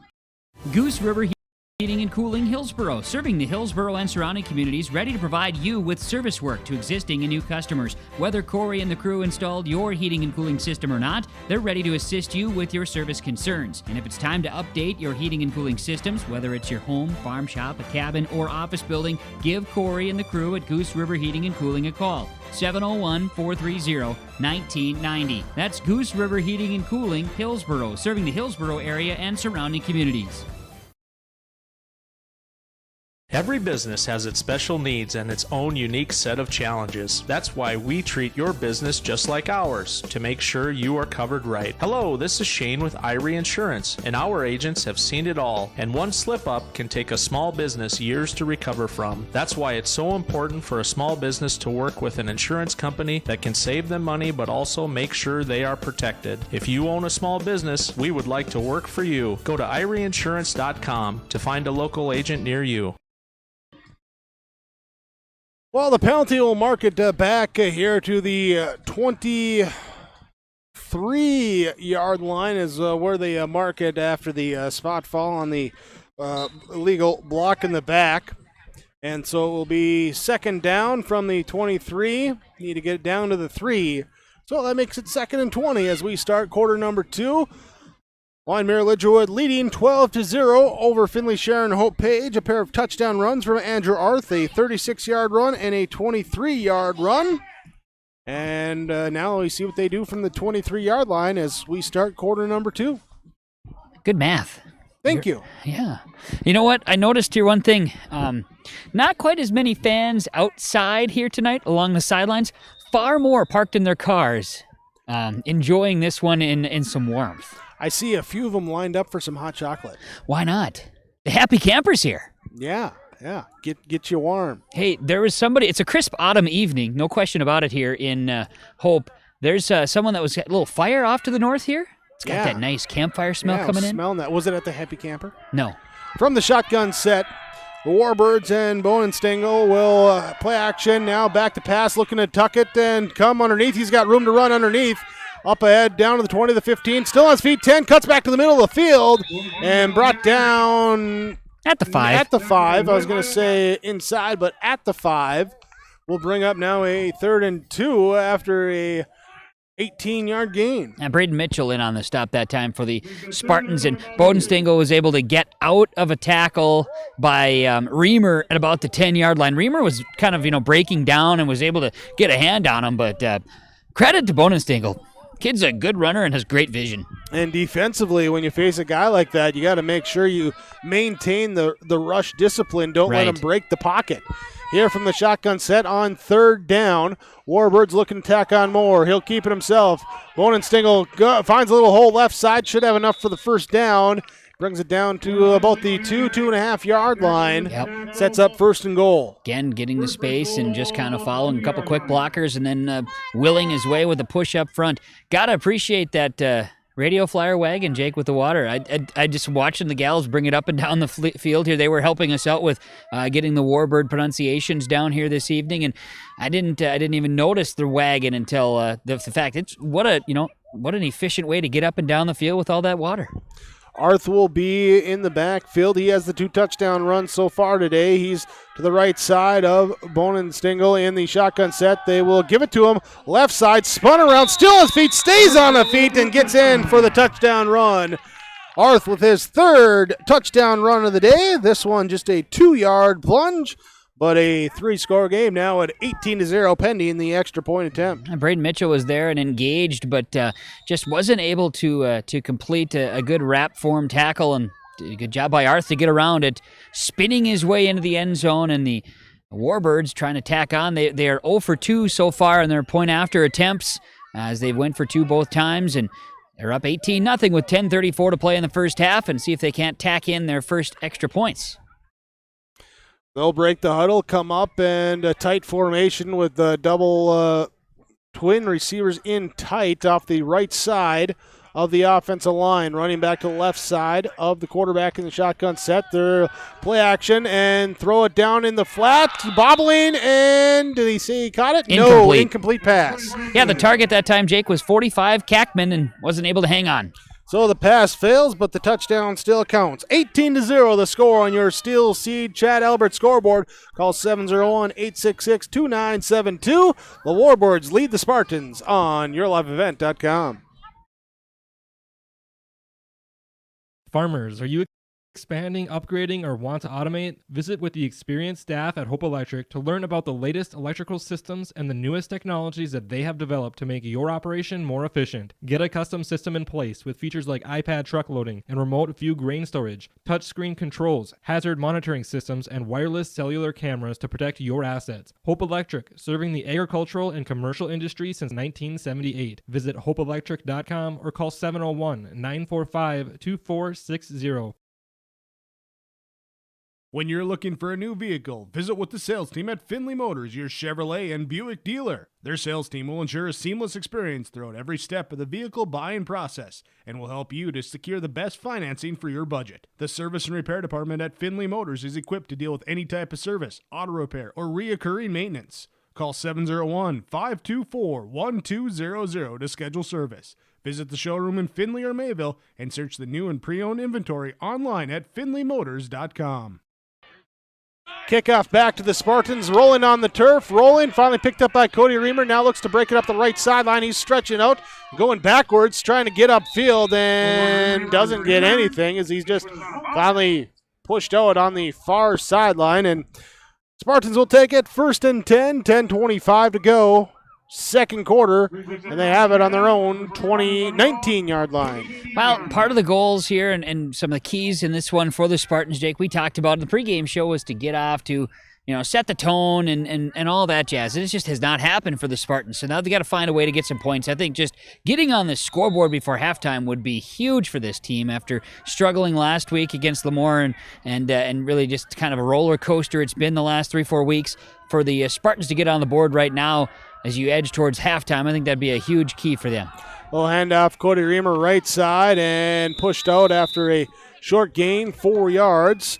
Brings up 2nd and 6, and it's not even that you need the big, 70-yard home run play. Just have a good drive here on offense, kind of like what we saw from them earlier in the season. Some of those drives that went 70 yards before you punched in the short score. Really a very good offense when they're running and executing, and they're also running into some very good teams. We know that every game is going to be a tough opponent, but one thing I've always admired and have throughout the season is watching Reamer run the football because he runs hard, just wants to run the football. And there, that time tackled around the waist by a couple of Warbirds as he picks up 2 more, brings up now a 3rd and 4.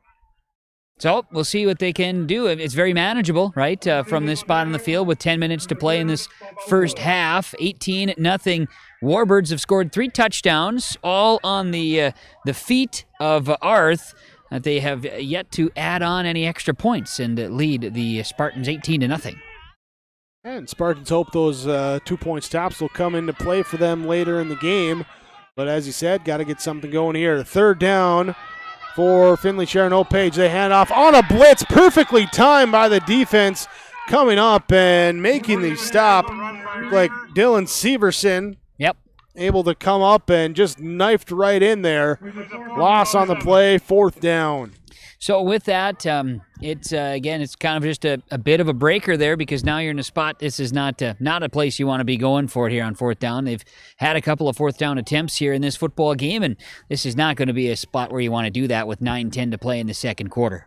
Punt formation, Landon Koenig back to punt. Here is Matthew Healy. Back to punt return, standing back at his own 45. Punt might have been blocked, deflected as it kind of ricocheted off. They do say it was, and it's going to be picked up and down here, and it's, where are they going to mark it down? At the 39-yard line, so a 16-yard punt.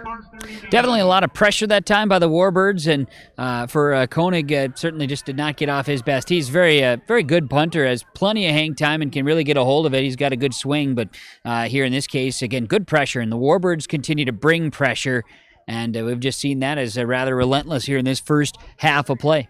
So starting on the Spartan 39-yard line, the Warbirds will take it 1st and 10 so far. Touchdowns on their first 3 drives of the night. Again, all 3 capped off by Andrew Arth. The touchdown runs at 36, 23, and 2. He'll be in the backfield to the left side of the quarterback, Bonenstingle. Wide receiver left and right. Tight ends on the offensive line. Snap is back, rolling out to the left side. Design boot, going to chuck it deep and incomplete. A little bit of a flood play, sending all the receivers that way. And incomplete pass as they can't hook up. You talk about the flood, the out and up routes too, something that the Warbirds or the wheel routes, certainly they have exercised that here this evening. Looking for Matthew Healy again on that left side or at the top of the screen, and overthrown pass. It'll bring up a 2nd and 10. 8:42 remains in this second quarter. 18-0. Warbirds lead with the football. On the Warbirds, with that athleticism, and you go back, as you mentioned, state champs, what was it, 3 years ago when they won it last 17, time? yep. Yeah, they went through the air a lot. They're certainly showing some ability to do so again here this year, as there'll be a play-action pass, back to pass, looking, now being pressured. Koenig gets in him and then just thrown away. Oh, my God, what a great okay. They're not going to be able to snipe.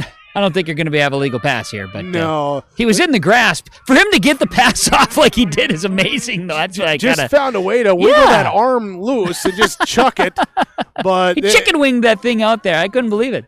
That is the textbook definition of intentional grounding. What a crazy scenario, though. I mean, he found a way to get that ball out. So no, they didn't pick it up. They picked it up.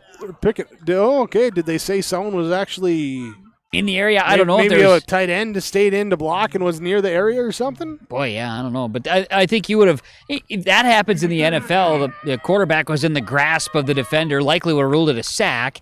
I can't believe he got the ball out. Yeah. Athletic play, and you saved about 14 yards. It was huge. I couldn't believe it to see the ball swing out the way it did. It's impressive. So 3rd and 10, 8:34 to go in this second quarter.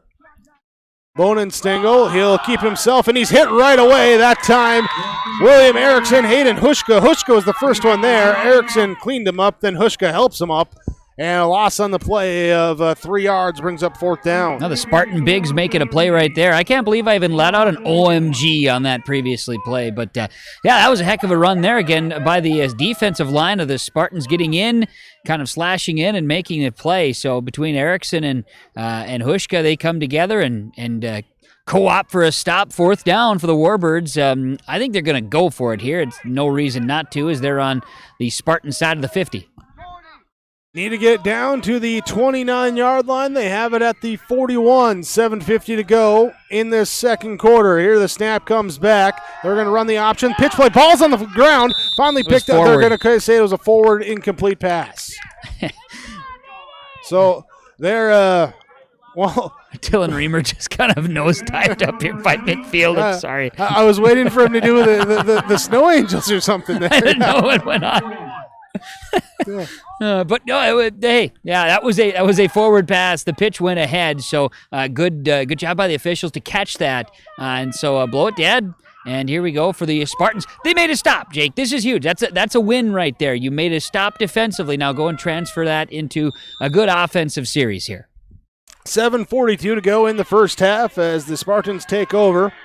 Owen Zerfus will bring him up to the line with the wishbone formation. Brooks Braun at fullback. Zyler Carlson, Cody Reamer, the split tailbacks. They're going to fake it, go down, looking deep down the field. Koenig's got a step there. He comes back, man, can't hold on to the catch. Had to readjust on a ball that was a little bit underthrown. Had the positioning on the 5'7" Jake Kushra, but could not quite make the readjustment he needed to, and it's incomplete 2nd and 10. Yeah, an unfortunate one because that was definitely in the hands there, but great coverage. I mean, it takes two to tango out there, and ball was a little underthrown, but it was definitely catchable, and Koenig had the opportunity, and great coverage as Kushra was there to do a nice job of just being in the right spot, popping the ball out. Play a little patty cake with the hands of Koenig is what he did. Power eye here as they're going to hand it off. Braden Mitchell, he comes from the fullback spot there and comes up the left side, gets it to the 43 is where they're going to mark him, and just a 2-yard gain. Keep in mind, Mitchell's your backup quarterback here for the Spartans as well. He saw significant time last week when Owen Zerfus went out midway through that first quarter against Lemoore-Litchfield-Marion. And so Erickson, or I should say Mitchell. I want to call him Erickson. I'm not sure why. But Mitchell, certainly a guy that's been shuffling in, knows a number of positions out there, and is your backup quarterback for the Spartans. He'll come out now as Jack Thompson comes in. He'll be a wide out right side. Going to send Carlson to the bottom of your screen left side. Cody Reamer in the backfield with Zerfus. Looking, pressure comes. They set up a screen, and it's going to be skipped to the feet of Reamer as those two big defensive ends, Quam there along with Kackman. Yep. The defensive ends there. I had to double-check the roster, make sure I had the right name. Come in, incomplete pass, brings up 4th down. Just nowhere to go for Zerfus. Didn't have any time.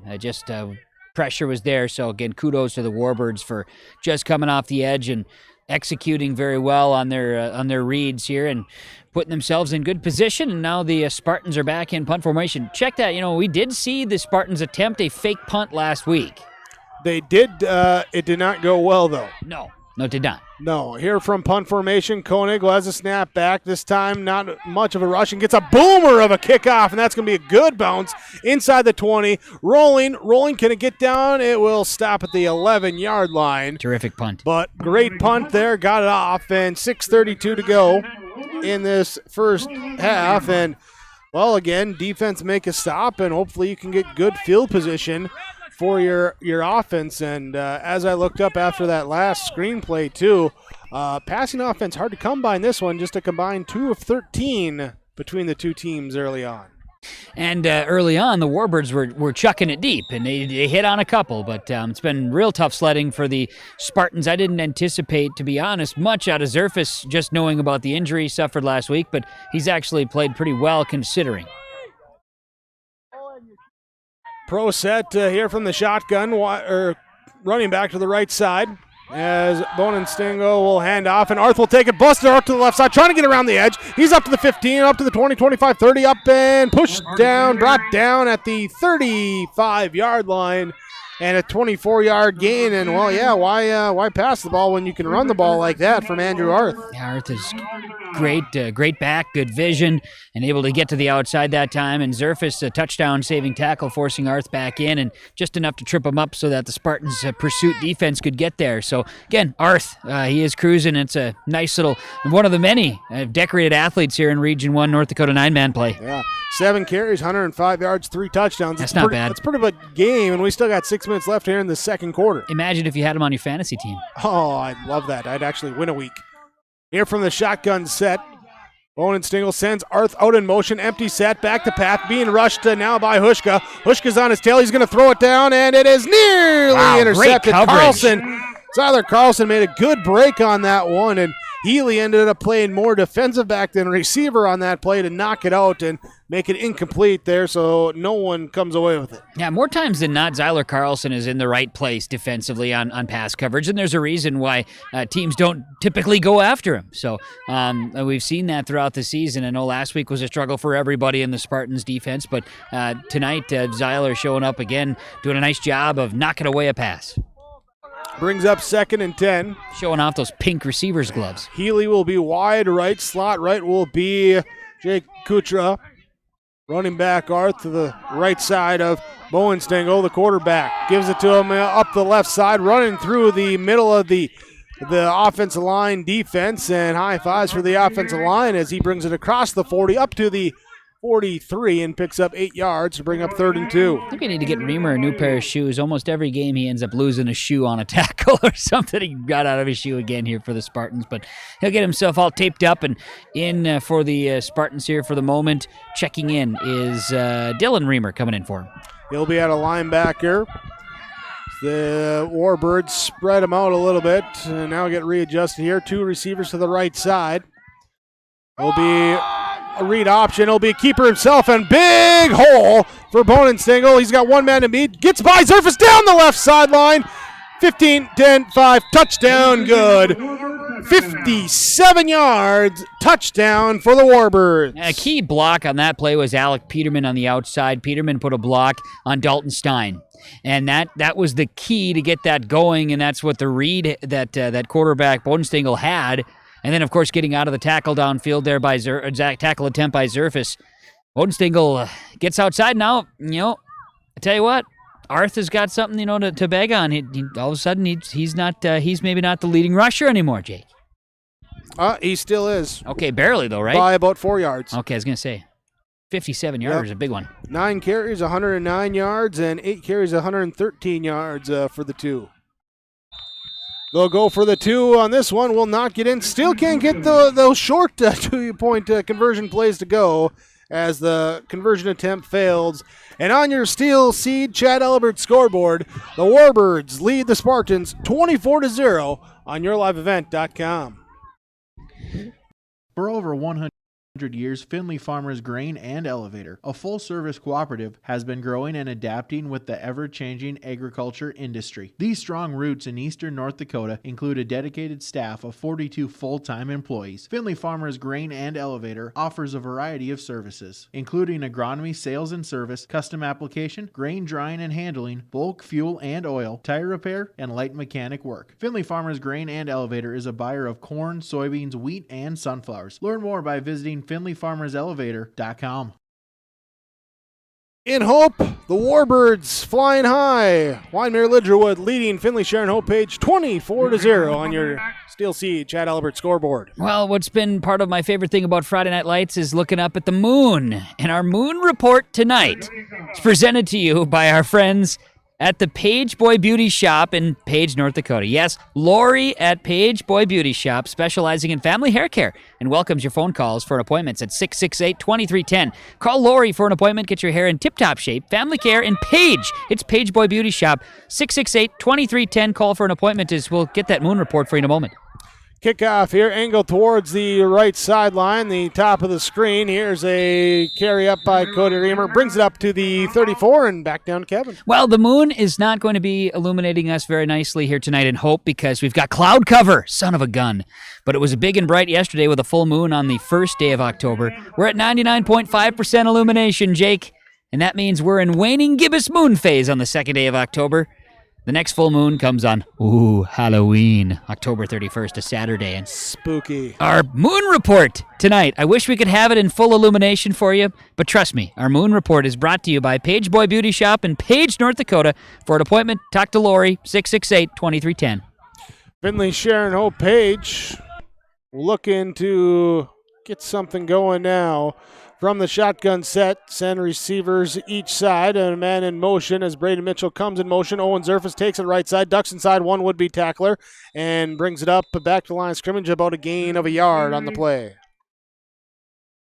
There is looked like Andrew Arth coming in on the tackle that time for the Warbirds. Is not much going for the Spartans there. A couple of yards, though, for Zerfus. Yeah, they actually mark him for about an extra yard here with 4.5 to play in this first half. Reminder, at the half, we'll have some first half coaches' comments, get you some stats, look at the second half, too. That's coming up on your Christian Brothers Auto Group halftime report here on yourliveevent.com. I was really hoping we'd have a good look at the moon tonight, but as we were driving over tonight, it just became very much reality. The moon was just not going to be out for us to see. Not tonight, as the twin receivers on the left side, wide receiver screen and incomplete pass is low and through the hands of Zyler Carlson. Incomplete now, 1 of 7, 11 yards passing for Owen Zerfus here tonight. Brings up 3rd down and 8. We're going to be dealing with another hard frost, though, Jake, Saturday night into Sunday morning. That's your next chance to see the moon. It'll be about 93%, 92% by tomorrow night. And then Monday, it's back up to like 65. It's a quick change. It just is. That's the world of the Lunars. Here's an important 3rd down for the Spartans, trying to get a spark. A lunar spark? I don't know. Here's Zerfus back to pass. He's got time. He's looking. He's chucking. He's looking for Koenig, and he catches it as he comes up, high points the football, and gets it down to the 40-yard line. 23 yards and a 1st down. Big play through the air that time for the Spartans. That's huge. That's just great. There's been pockets of excitement here for the Spartan fans and for the Spartans offense and defense. They've done some things at times. It just hasn't been able to string together. So here, before halftime, string together a nice drive and put yourself in position to go into halftime on a positive note, trailing 24-0 right now. Look like, too, they want more of a max protect. That's the key. Give him time to throw. There's the big 6'5" target. Jack Thompson comes in, and here the whistle on the snap, and didn't look like they got the snap going right, and they got a false start on it too. So 5-yard penalty, 5th penalty now, totaling 60 yards in the game for Finley-Sharon-Hope-Page, and you get going forward, and you can't go back. No, gotta keep it going the right direction. Don't go backwards. But unfortunate there. It'll be 1st and 15 now. See how they break the huddle, and they'll send Braden Mitchell as a wingback right side next to the right tight end, Landon Koenig, Dalton Stein left side, Cody Reamer, the fullback, Zyler Carlson, the tailback. Carlson, good blitz pickup. Now Zerfus going to throw it deep and looking and nowhere to go with it, so he overthrows it where no one's going to catch it. Koenig will go down as the intended receiver. Yep, and coverage from Bonenstingle that time. He was there, but Koenig was definitely the target, and we've talked about that all season. Koenig's a heck of a target to have, standing in, solid 6 foot plus, and definitely can get the arms out. He's got a good wingspan at 6'5", so good target to have. But yeah, overthrown. That's not something that I was going to see a ton of here tonight with Owen's arm strength because of the injury he had last week to his elbow, but certainly showed it off there. And Bonenstingle, one of the guys that size-wise in that linebacker secondary can match up with him. Here's a pitch play to Zyler Carlson. He'll get back up to the 40-yard line, pick up the 5 yards that they lost on the false start penalty. Brings up a 3rd and 10. As I was talking there, Bonenstingle at 6'1", Koenig at 6'5". Next biggest guys are both your 2 defensive ends there at 6'5", 6'3" for Kackman and Sievers, or Quam. Yep. Quam. That's right. So, you look at that, they've got the size, and you look at the passing matchups, and there again, you see Bonenstingle coming out to Koenig, who's at the top of the screen. Send Dalton Stein in motion as a receiver. Now Zerfus will be coming. He's got no time. He's trying to scamper, trying to find room, and he does get it up to the 35-yard line, and got a timeout coming here. Yeah, Zerfus has, he had 5 Warbirds around him before he could even sniff. So, just the pressure from the Warbirds all night long has been crazy. 2:10 left to go in this first half. We'll stick here with the timeout being called.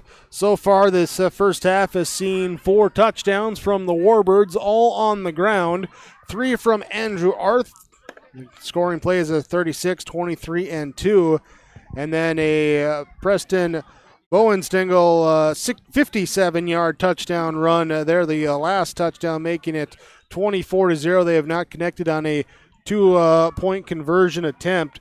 Scoring here on 4 of their 5 drives in this first half. Meanwhile, for Finley-Sharon-Hope-Page, it's been punt, turnover on downs, punt, punt, punt. And now they have the ball 4th and 5 from the 35. Got to get down to the 30 for a first down. We'll see what they got here for a play. And as Kevin mentioned on that last play, there's just been not a lot of time for them to try and get some pass protection there to get something going downfield through the air, loosen up the defense. Got to have some time. And if you don't have time to get the ball going, it's just, if your quarterback can't get the ball downfield because he can't set up in the pocket, can't get out anywhere where he can see and get a clean throw, it's not going to be successful. So hopefully they can find a way here on a 4th and 5. I formation tight here as the wing, Braden Mitchell on the right side. That's the top of your screen. Zerfus under center. He'll roll out to the right. He's got a little bit of time. Blitz picked up. Rifles it through the middle of the Dalton Stein. First down up to the 24. Great throw. Great throw. Saw the gap that he had, and there's been a lot of go-to between Zerfus and his intended target there again, Dalton Stein. They're it's kind of one of those little blankets, right? If you're watching, let's use a Eagles reference here, Jake. If you're watching the Philadelphia Eagles, Carson Wentz is going to want to throw it to Zach Ertz or Dallas Goedert when he needs something, and when Zerfus needs something, he's going to look to Stein. Well, seniors have some chemistry. Here now, Zerfus running quick. He's got time here as it's a max protect going deep down the left side. Looking for Carlson and incomplete. They're trying to readjust on the ball, and defense playing them tight, not allowing them to get to it. Incomplete pass. Brings up 2nd and 10. But again, the 2-man route there, give him time, and you got size and you got a good route runner with Koenig and Carlson, so let them see what they can do as Thompson checks out, Mitchell checks in for this 2nd and 10 play. I have no problem with the play call. I think that was good. Try to go to the air, try to go for a dagger here, so to speak, and get the Warbirds maybe sleeping there on a first down, go to the end zone, see what happens. But now you're going to send 2 wide left in the formation, bottom of the screen. Yeah, Carlson will be in the slot, Mitchell outside.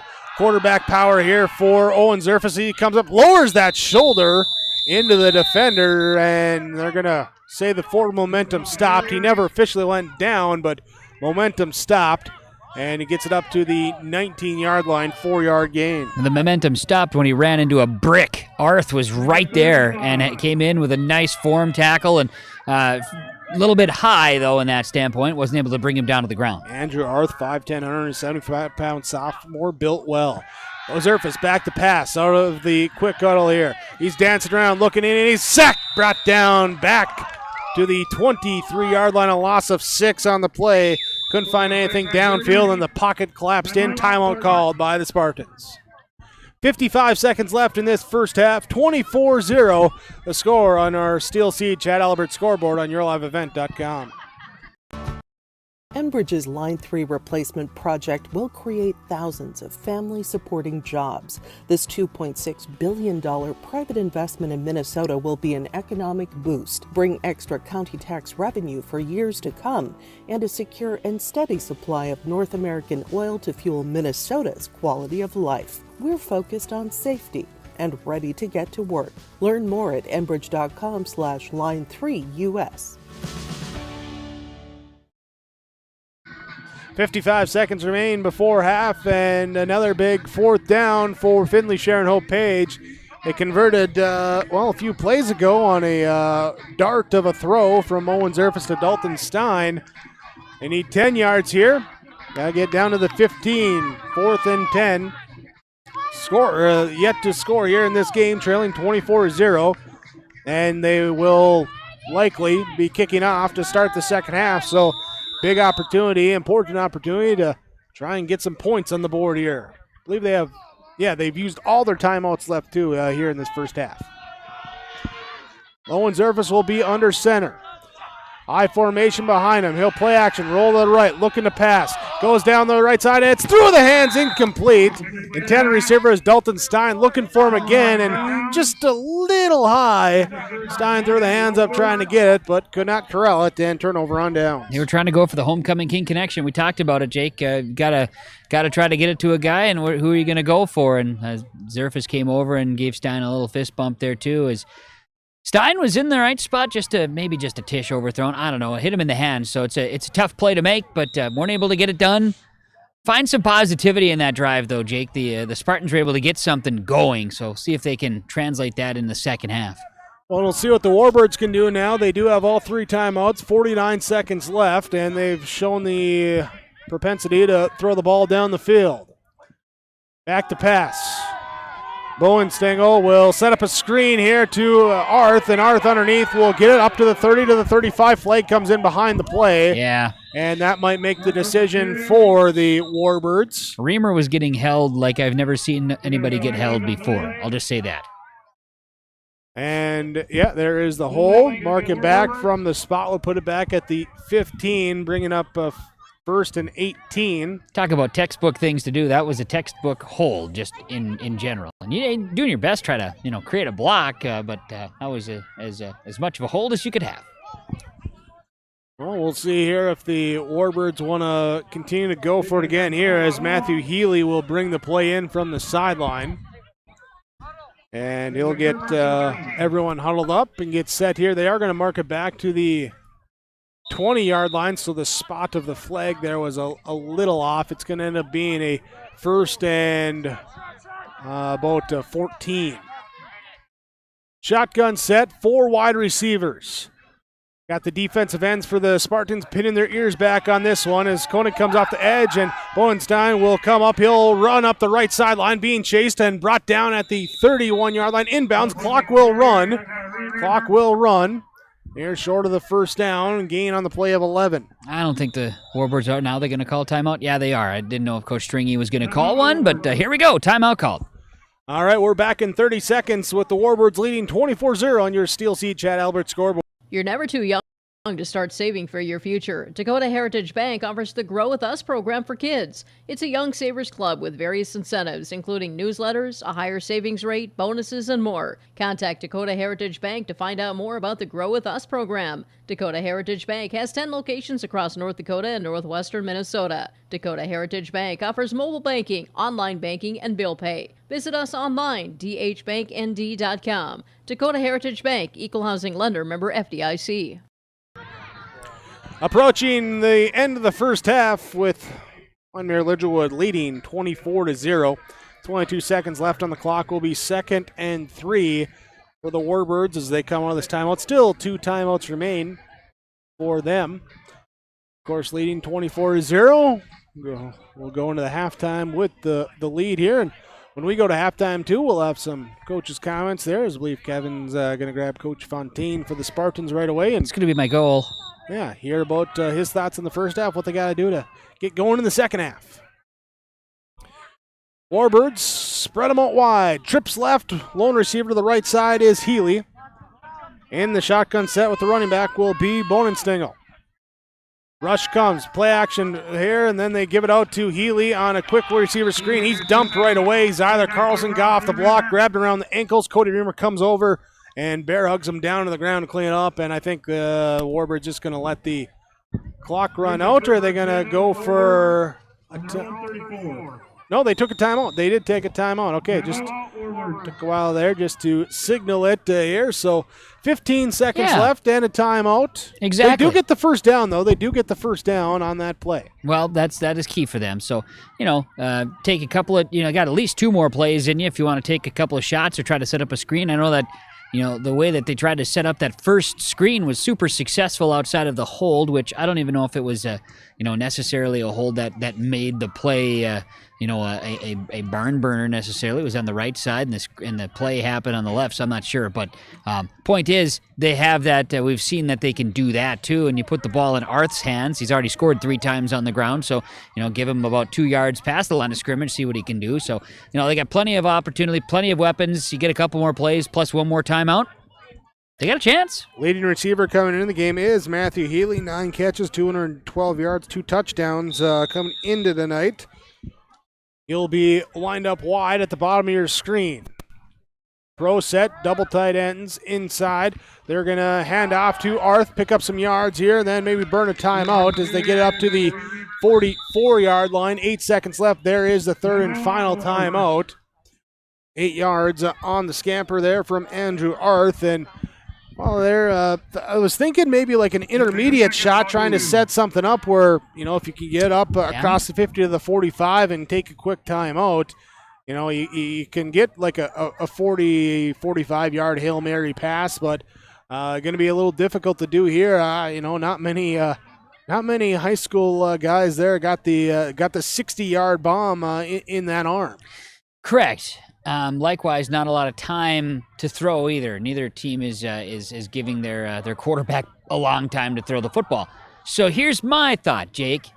Hook and ladder? Yeah. Yeah, I was thinking it too. Yeah, see, that's what we always go back to the hook and ladder. We hearken plays that work if executed correctly, and the hook and ladder is as effective as a Hail Mary if you can execute it. Every high school team has practiced it, has tried it, just like the swinging gate. That also comes into effect sometimes. Well, just like the Chargers tried to do 2 weeks ago when they butchered it with the pitch that went behind Eckler out of the backfield, and he would have had a touchdown, but lost it. Think about that. That's right. So, watch the bottom of the screen for a potential hook and ladder. Or the annexation of Puerto Rico. It might be. Little Giants, all possible.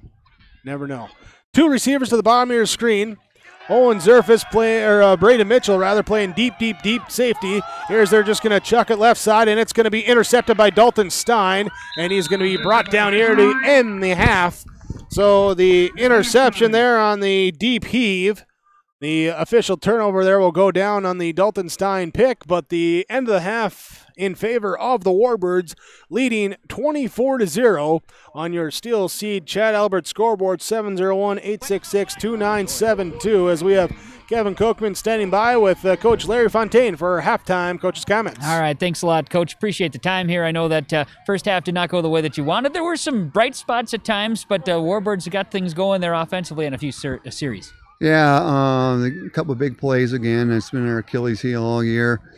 We tried some different things. We just got to fill, we just got to play a little better. Our line's got to get a little better. Our line's getting beat. And that's where an area where they probably could have an advantage. So get the guys fired up in the second half, huh? Yeah, we'll be all right. We'll be good. Thanks a lot, Larry. Yeah, you bet. That's Larry Fontaine. He's the head coach of Finley-Sharon-Hope-Page, joining us here at halftime. Down 24-0. Talking about a couple of the bright spots. Going to have to rally the troops here to get a good second half going. We'll talk about that second half when we come back. This is your Christian Brothers Auto Group halftime report. Warbirds lead the Spartans 24-0 on yourliveevent.com. The aisles at Mix Grocery and Hope are filled with products you know and love. That's why Mix Grocery is your one-stop shop for all of your shopping needs. Mix has a deli, bakery, produce, and fresh meat. Whether you're looking for quick and easy meals or trying a new recipe, you'll find what you need at a great value. Open Monday through Friday, 6 a.m. to 6 p.m. and Saturdays, 7 a.m. to 4 p.m. Mix Grocery in Hope, North Dakota. 701-945-2691. The vision of the Finley-Sharon Public School is to educate today's learners for tomorrow's world. The mission of the students and staff is to have the power, pride, opportunity, wisdom, effort, and relationships to be respectful, be responsible, and be safe. Through this effort, students at the Finley-Sharon Public School will become well-rounded, confident, and responsible individuals who aspire to achieve their full potential. To learn more, visit finleysharonschool.com. And go Spartans! Hope-Page Public Schools are committed to the development of all students by providing a high-quality education that is reflective of the strong values in our communities. The staff at the Hope-Page Public Schools work each day to enable and inspire students to achieve academic excellence and make positive contributions to our world. Learn more about the Hope-Page Public Schools and stay up to date with school and athletic calendars, teacher pages, and news by visiting hope-page.k12.nd.us. We are Spartans. We are learners, leaders, achievers, and believers. We will change the world. We know agriculture, and we know ag lending.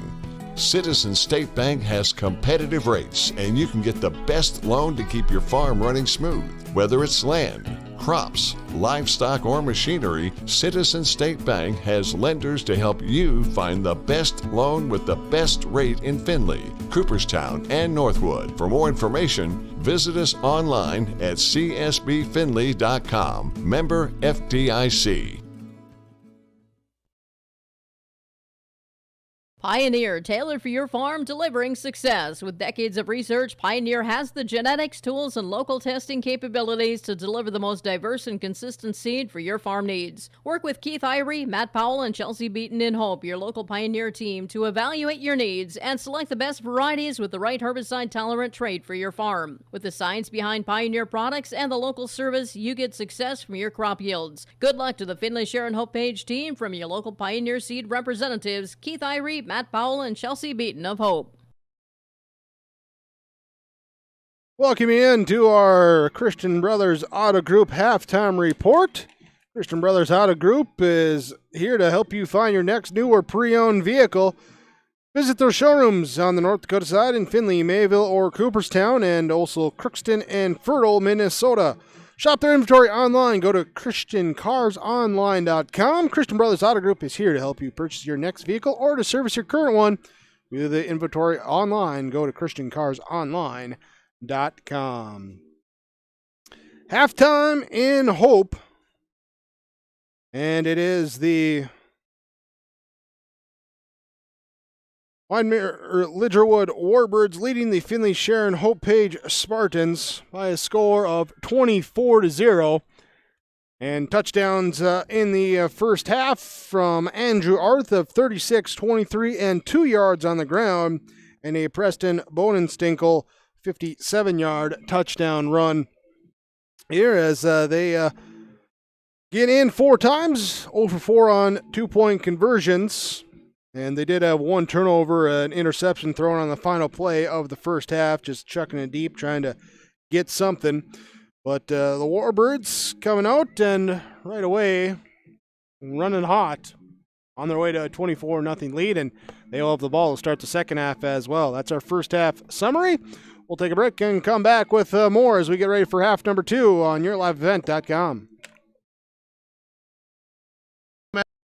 Message from Chad Albert, Steel Seed, working the Spartan territory. Every American farmer works hard. It's a given. At Golden Harvest Seed Company, they believe that seed performance should be a given too. They're rooted in genetics, agronomy, and a service to help you deliver a better performance in each of your fields. Your success is their success. So put Golden Harvest to work for you. Contact Chad Albert, Steel Seed, 701-866-2972.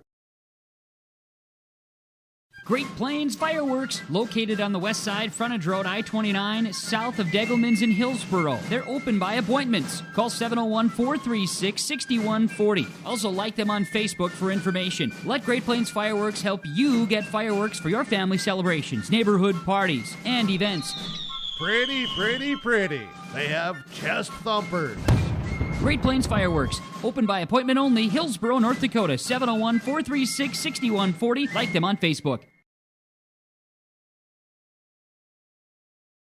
Norman County Implement has a new 34-foot Wheel-Rich Chisel Pro. Its fall inventory discounted price of $123,000. The Wheel-Rich 483 Chisel Pro, built with 24-inch concave razor blades, 2 rows of double-mounted discs that can be set for desired depth, and a 3-bar Harrow hydraulic rolling basket supported with 22.5-inch walking tandems, all for helping you leave a smooth field finish for spring seed bed preparation. Visit with Chuck O'Neill about the new Wheel-Rich 483 Chisel Pro at the Norman County Implement, Highway 9 North, Ada. There's no way to count the number of sandwiches you've packed over the years. Hard to imagine this day would come. Yeah, there's still the same fields, the same roads, the same hard work. But now they're in someone else's hands. And you couldn't be more proud of who you're handing the farm to. No matter what the future holds, Ag Country is here to help you plan ahead.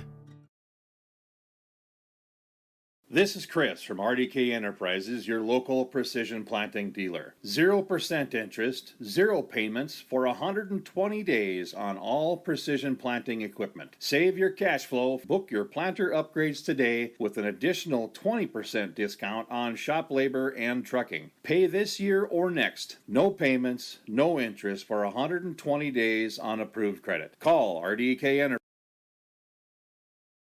Let's look at our first half statistics here today for the Wyndmere-Lidgerwood Warbirds and the Finley-Sharon-Hope-Page Spartans. Warbirds lead at half, 24-0. For Finley-Sharon-Hope-Page, Zyler Carlson, 1 carry, 5 yards. Owen Zerfus, 6 carries, 25 yards. And Cody Reamer with 8 carries for 19 yards. Jack Thompson has a 3-yard carry. Braden Mitchell has a 2-yard carry.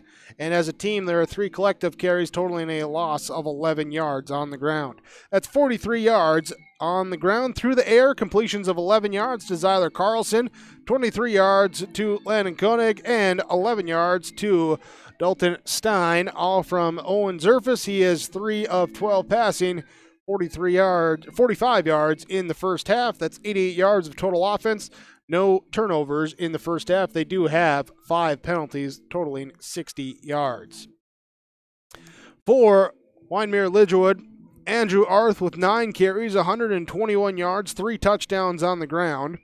It is Preston Bonenstingle with 10 carries, 120 yards, and a touchdown.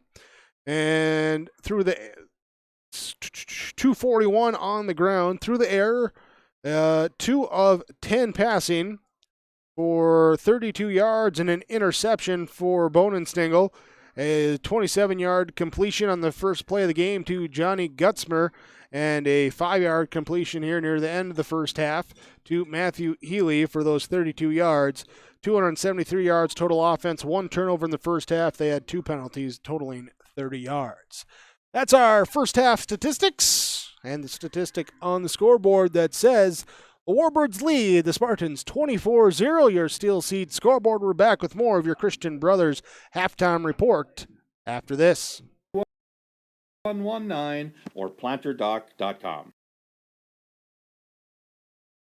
When you need seed for your farm, contact Rocky Nedham. Nedham Seeds in Caledonia, 701-430-1149. Wheat varieties include LCS Trigger, LCS Rebel, AgriPro, SY Velda. Nedham Seeds also has barley seed and Seedex sugar beet seed, plus Pioneer corn, soybean, sunflower, and alfalfa seed. Wheat, barley, corn, soybean, sunflower, alfalfa, and sugar beet seed. Nedham Seeds, Caledonia, 701-430-1149.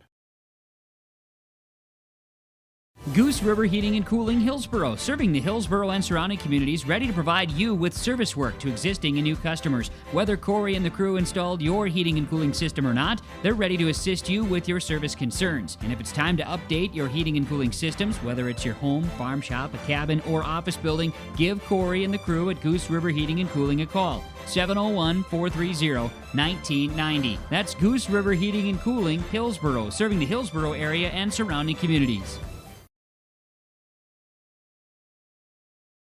Back on your Christian Brothers Auto Group halftime report. The Wyndmere-Lidgerwood Warbirds lead the Finley-Sharon-Hope-Page Spartans 24-0. Down to the field, Kevin Kochman standing by with the head coach of the Warbirds, Scott Stringy. All right, thanks a lot, Jake. Scott, first half for the boys, got it done. Had some pretty good performances by a number of your players. Your thoughts on this first half of action? Oh, I like being up 24-0. I can tell you that, shutting them out and scoring. I guess I'm most disappointed in our 2-point execution, 2-point plays, conversions. We dropped a couple passes. Doing really good on defense overall. They figured out some things, and they do it. You know, Zerface is doing a good job with extending plays, and they're starting to find some things. So we got to make some adjustments and hopefully play even a better second half. Talk about defensive adjustments. What else is the message to the boys after a pretty entertaining first half of play? Just finish and do things that we practiced all week, and just stay with blocks and catch the ball. I'm tired of drop balls. I hear you there, Coach. Thanks so much for the time. Congrats on the first half. Good luck in the second. All right, thank you. You got it. That is Coach Stringy for Wyndmere-Lidgerwood. After what was an entertaining first half of football, we talked about it, Jake. Talk about his team's defensive efforts, help pitching a shutout in that first half against this Finley-Sharon-Hope-Page team, but then mixing that in with their a very strong offensive showing, especially the guy by the name of Arth and Bonenstengel for sure. Yeah, Coach, pleased with that first half, and, well, we'll see what's in store in the second half. When we return at the half, the Warbirds lead the Spartans 24-0. Your Steel Seat Chad Elbert scoreboard. We're back after this on yourliveevent.com. And its own unique set of challenges. That's why we treat your business just like ours, to make sure you are covered right. Hello, this is Shane with Irie Insurance, and our agents have seen it all, and one slip-up can take a small business years to recover from. That's why it's so important for a small business to work with an insurance company that can save them money but also make sure they are protected. If you own a small business, we would like to work for you. Go to IrieInsurance.com to find a local agent near you. Farmers, are you expanding, upgrading, or want to automate? Visit with the experienced staff at Hope Electric to learn about the latest electrical systems and the newest technologies that they have developed to make your operation more efficient. Get a custom system in place with features like iPad truck loading and remote view grain storage, touchscreen controls, hazard monitoring systems, and wireless cellular cameras to protect your assets. Hope Electric, serving the agricultural and commercial industry since 1978. Visit hopeelectric.com or call 701-945-2460.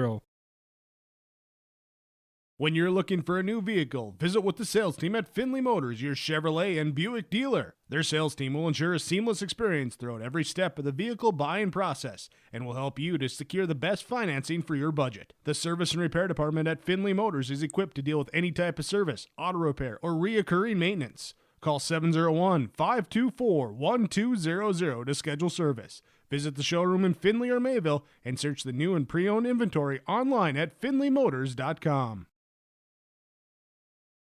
For over 100 years, Finley Farmers Grain and Elevator, a full-service cooperative, has been growing and adapting with the ever-changing agriculture industry. These strong roots in eastern North Dakota include a dedicated staff of 42 full-time employees. Finley Farmers Grain and Elevator offers a variety of services, including agronomy, sales and service, custom application, grain drying and handling, bulk fuel and oil, tire repair, and light mechanic work. Finley Farmers Grain and Elevator is a buyer of corn, soybeans, wheat, and sunflowers. Learn more by visiting finleyfarmerselevator.com. Who's ready for half number 2? I'm ready. I hope you're ready, and certainly hope players ready to get things going with Wyndmere-Lidgerwood leading Finley-Sharon-Hope-Page 24-0. Speaking of getting things going, hey, if you're a fan of high school football, check out your live event every week next week. We'll have a lot of coverage for you here as things get going on both sides of the river next Friday night. We'll be happy to bring it for you with yourliveevent.com. Don't forget, hit that subscribe button. Get reminders there when all of our broadcasts are coming at you. And, make the popcorn get ready for next Friday night because we're going to be everywhere for you with yourliveevent.com. We're in Hope tonight. Finley-Sharon-Hope-Page. Wyndmere-Lidgerwood. Warbirds lead the Spartans 24-0. Spartans ready to kick it off as Aiden Hushka has it teed up. And we'll see here what the Spartans got to start this third quarter, if they want to kick it deep or maybe a little trickeration early on. And certainly see the Warbirds ready for that possibility with 8 to their 9 up there within the 50 and 40 yard lines, thinking that might be something that the Spartans are doing. But first we got a car with the headlights off. Oh my gosh, again? Gotta get those headlights off. I'm going to start honking my horn. You honk? Yeah. Hey, there we go. Thank heavens. I was just about... Yeah. There. I finally got the horn honk too, so we're good. Now we're good. Aiden Hushka ready to kick it from left to right for the Spartans. Here comes the kick, and it is over the heads of the second line and near the sideline. Rolling. Down the sideline. It's still in bounds. Get on it. We didn't pick it up, kids. They just went and touched it. Pick it up. Pick up the football, guys. Did it go to... You were down the sideline. Did it go above? The officials, no one picked it up. Nobody picked up the football. So they're saying it's officially knocked out of bounds, and so that's why it's not a kick out of bounds penalty. No, yeah. The ball was running down the sidelines. And a Spartan player, to my view from right down the line here, a Spartan player touched the ball. But as if you're going to down it like a punt. You can't touch it. You got to grab it. Yeah. So it will be Warbird football. So to what I saw a Spartan touch the football. If you pick it up, it's yours. Yeah. Always pick it up. Sometimes things happen. That's right. Stranger things. Oh, yes. So and it's not a scenario you see all the time either. So. 1st and 10 from the 15. And they're going to be back to pass. Looking, throwing deep down the field, over the middle, overthrown, and Thompson was trying to come by on defense and make the over-the-shoulder catch, but could not catch up to it. Incomplete pass. Kushera was the intended target, blistering down the field, overthrown on the pass there by the quarterback, Bonenstengel, who has a big arm, and overthrew the intended target. Second down. Bonenstengel, the quarterback. Receivers are Healy and Kutra. The running back is Arth. Tight ends in Gutzmer and Quam. Offensive line of Jurdy and Peterman at the guards. Guzel at the center. They'll be there to snap it back in the shotgun set. Twin receivers to the right side, top of your screen.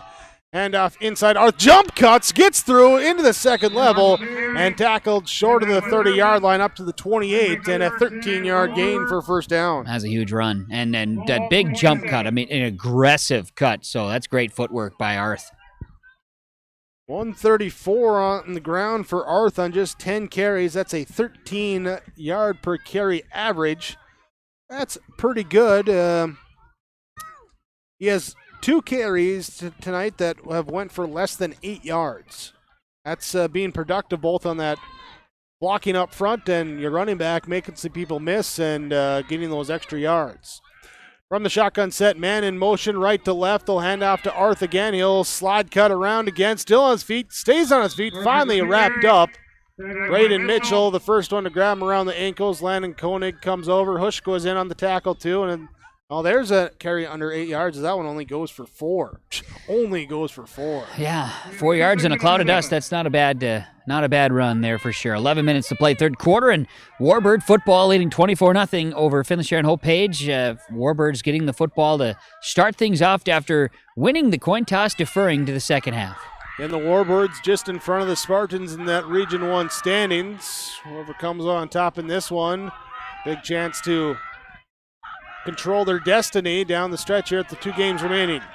Here, Bonenstengel keeps it himself on the right side, then cuts all the way back left side down the sideline, being chased. Thompson pushes him out inside the 40 and down to the 38-yard line. Big play. And we've seen The last couple of games that have been played here in Hope, the visiting team gets the football to start the third quarter, and they pop one. We've seen big plays to start the third quarter in previous games here in the last few weeks. So hopefully, if you're a Spartan fan right now, you're hoping that that does not continue on this next play. And Warbirds, I'm sure they'll be content to continue to keep the ball on the ground and run some clock here with the 4-score lead.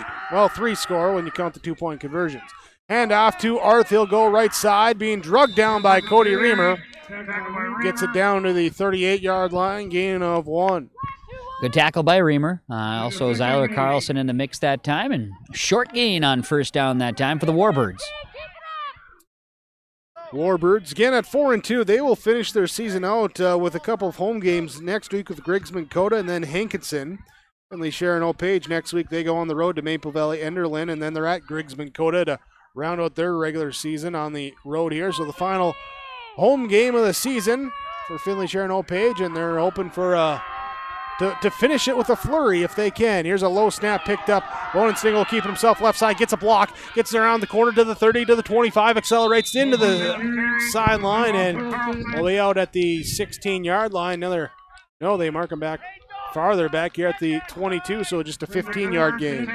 Just a 15-yard gain. Yes, certainly it could have been a little bit more, but Warbirds having their way here as they made a couple of adjustments, and I know that they were talking more so they're focused defensively to make a couple of adjustments, but they're coming out and doing what they have done here this evening, and that's create and give themselves some opportunity to get towards the end zone. 9:42 to go in this third quarter, leading 24-0.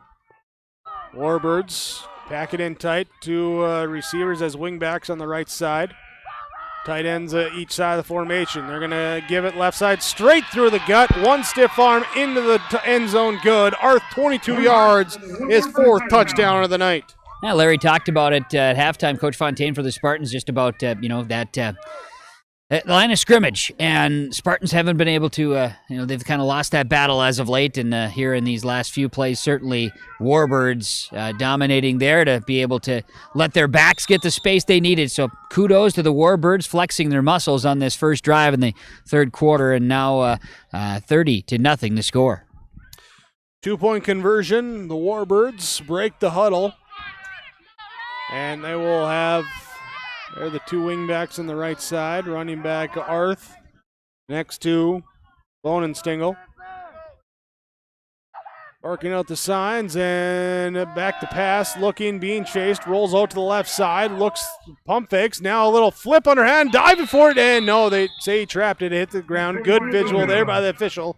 Pass fails there, so the 2-point woe is about all that's going wrong for Wyndmere-Lidgerwood right now. They lead 30-0, 8:41 to go. Third quarter. Warbirds up over the Spartans on your Steel Sea Chad Albert scoreboard on yourliveevent.com.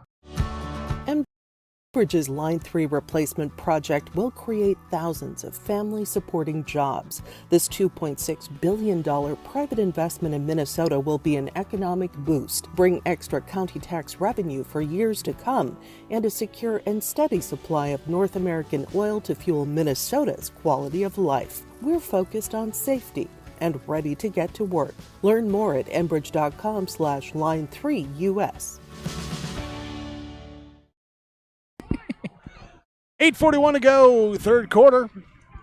Wyndmere-Lidgerwood up on top, 30-0. The 4th touchdown on the ground for Andrew Arth, the sophomore running back, now with a $162 and 4 touchdowns. Here he's made some plays on defense as well. He's having himself a ball game here tonight in Hope. Teeing up the football for the Warbirds. Tate Jurdy has it teed up, back to receive. Cody Reamer, Zyler Carlson for the Spartans. They await the kickoff. It's a low squib kick, bouncing and picked up by Cody Reamer at the 32, up the right sideline, trying to get a block. Here's up to the 40, in between the 40-45, forced out the 41-yard line. That is where the Spartans try and get things going now. Well, we'll see what Finley-Sharon-Hope-Page has offensively. And you talk about coming out fired up, and it did not happen there for the defense. Offensively, can they spark? Can they get something rolling here on offense? They just haven't had a ton of success. They've had some plays. They've had a couple of drives that ended up stalling out, but can they get a little bit of lightning to strike here on a cloudy night? Well, in here, maybe CD to go even deeper than you normally would in your playbook here this far into the season. Just trying to throw something different on tape for people to look at, and that time looks like the defense knew what was coming as they knocked down Zyler Carlson for a 1-yard loss. Yeah, and Zerfus is not out here in the second half, Jake. Owen Zerfus is on the sidelines as it's Braden Mitchell, your quarterback right now. We talked about him. He saw extensive time last week in Lemoore against the Lobos, and now getting the second half snaps under center. Yeah, and just trying to scan that sideline, see if Zerfus is... He's up and got walking. The helmet off. Yep, he's walking around. He's on the... With that elbow injury. On the north side. Mitchell back to pass now. He'll roll out, throw on the run here, and knocked away at the last minute. Good defensive play. Knocked away, incomplete pass. Looking for Koenig. Good target there on that side, but yeah, like I say, blanketed coverage by the Wyndmere-Lidgerwood Warbirds, and Mitchell with tagged an incomplete. Good delivery, though. It was on the run to his right through with the body there, and we'll see Braun checking in on a play substitution is Jack Thompson. 3rd and 11 for the Spartans at their own 40-yard line. Need to get across midfield. They'll have Cody Reamer dot the I with Zyler Carlson, the fullback. Mitchell barks it out, movement up front, 5-yard penalty, false start there on the Spartans. Yeah, and it happens, and you certainly don't want to try to, come up with an excuse. I was trying to think to myself, okay, well, you got a different signal caller. Sometimes that's enough to spin it, but nonetheless, it's an unfortunate one there, pushing it back here for a 3rd and longer. Well, the Spartans will again come out with that formation with Thompson, the wingback, left side, I formation. Under center is Braden Mitchell. Mitchell will take it. He'll fake the pitch now, run around left side, tucks out of the would-be grass, dumps it down underneath Thompson. Thompson gets it. Oh, did he lose it? Did he hold on to it? They say he caught it. Got back to the original line of scrimmage, so a gain of 6 there to Thompson. Yeah, it looked like he held on to the football, so it's actually, that was a nice little play, and Thompson was in good position, made the catch, and now 4th down, and would anticipate here, I think they're going to go ahead and go for it with the 6:20 to play in this 3rd quarter and a 30-0 deficit. Spartans need something. You're not going to get it if you're punting. And so they'll come up here with tight formation, wing backs each side. Lone back is Reamer. Mitchell back to pass. Coming up, Thompson trying to give him a block on the outside. Mitchell now scrambling on the right side. Then he's tracked down from behind. Coming up as Kackman, Matthias Kackman. He went upfield, then Mitchell ducked underneath him, and then Kackman with that big frame gets back and reaches up, finds him, and brings him down for a loss on the play. Loss of 1 and a turnover on downs. Then Mitchell was getting kind of, had some sideline help there, trying to tell him to step up because there was a huge space on the right side, and Reamer was locked in with Kackman on coverage there as far as just pass protection, and took a little longer. And for Mitchell, you watch back on film on that one, he'll say, "Oh yeah, I could have stepped up here." So part of that field awareness out there.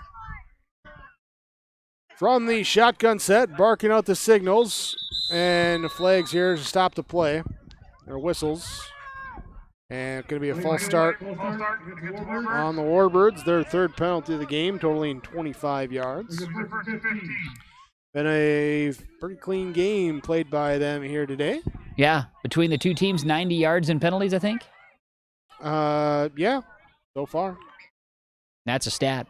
It is. Stats are numbers. Actually, 95 yards. Oh. Yeah. Add them up. I mismanaged my numbers. Yeah, you did. 1st and 15 from the shotgun set. Warbirds hand it off to Arth. Arth up the middle, trying to run through. Nearly got away. Reamer, though, able to just hold on. And he brings him down at the 37-yard line. Andrew Corey getting in on the stop that time for the Spartans on defense. 5:40 to go in this 3rd quarter and a 30-0 Warbird lead. Warbirds have scored. They have yet to get a point after touchdown, and that's was something that Coach Stringy talked at halftime saying, we need to get one of those. Warbirds here today have scored on 5 of their 6-7 possessions. And one of those was at the end of the first half when they just chucked it deep for the pick. Yep. Now here's a quarterback power keeper that up the gut for Bonenstingle. Going to bring up a third down, 3rd and 5 here after the 3-yard carry. Reamer, Hushka, and also in on the stop that time, Corey for the Finley-Sharon-Hope-Page Spartans. Talk about the 4 seniors for the Spartans playing for the final time on this home field. Owen Zerfus being one, Dalton Stein. Those 2 homecoming teams at their respective high schools. And then Andrew Corey and Will, don't call him Bill Erickson also.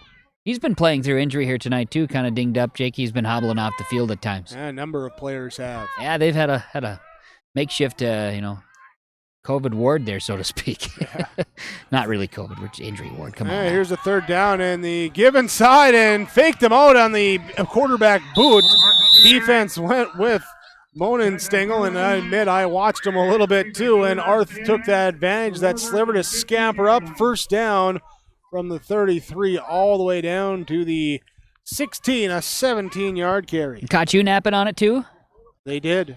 Yeah, it's tough. Just like it was Sunday afternoon. Well, yeah, absolutely, especially between probably 1:30 to 6. But the standpoint there, Jake, too, is just good ball fake. Quarterback's done a great job with that, and you got to really both, Bonenstingle and Arth, you just don't know, and whoever has the football is dynamic. Pro set here with the single back in Arth under center this time. And the pitch play to the left side. Stop, start, go back. Now trying to hop away on 1 foot as Stein holding on to that right ankle.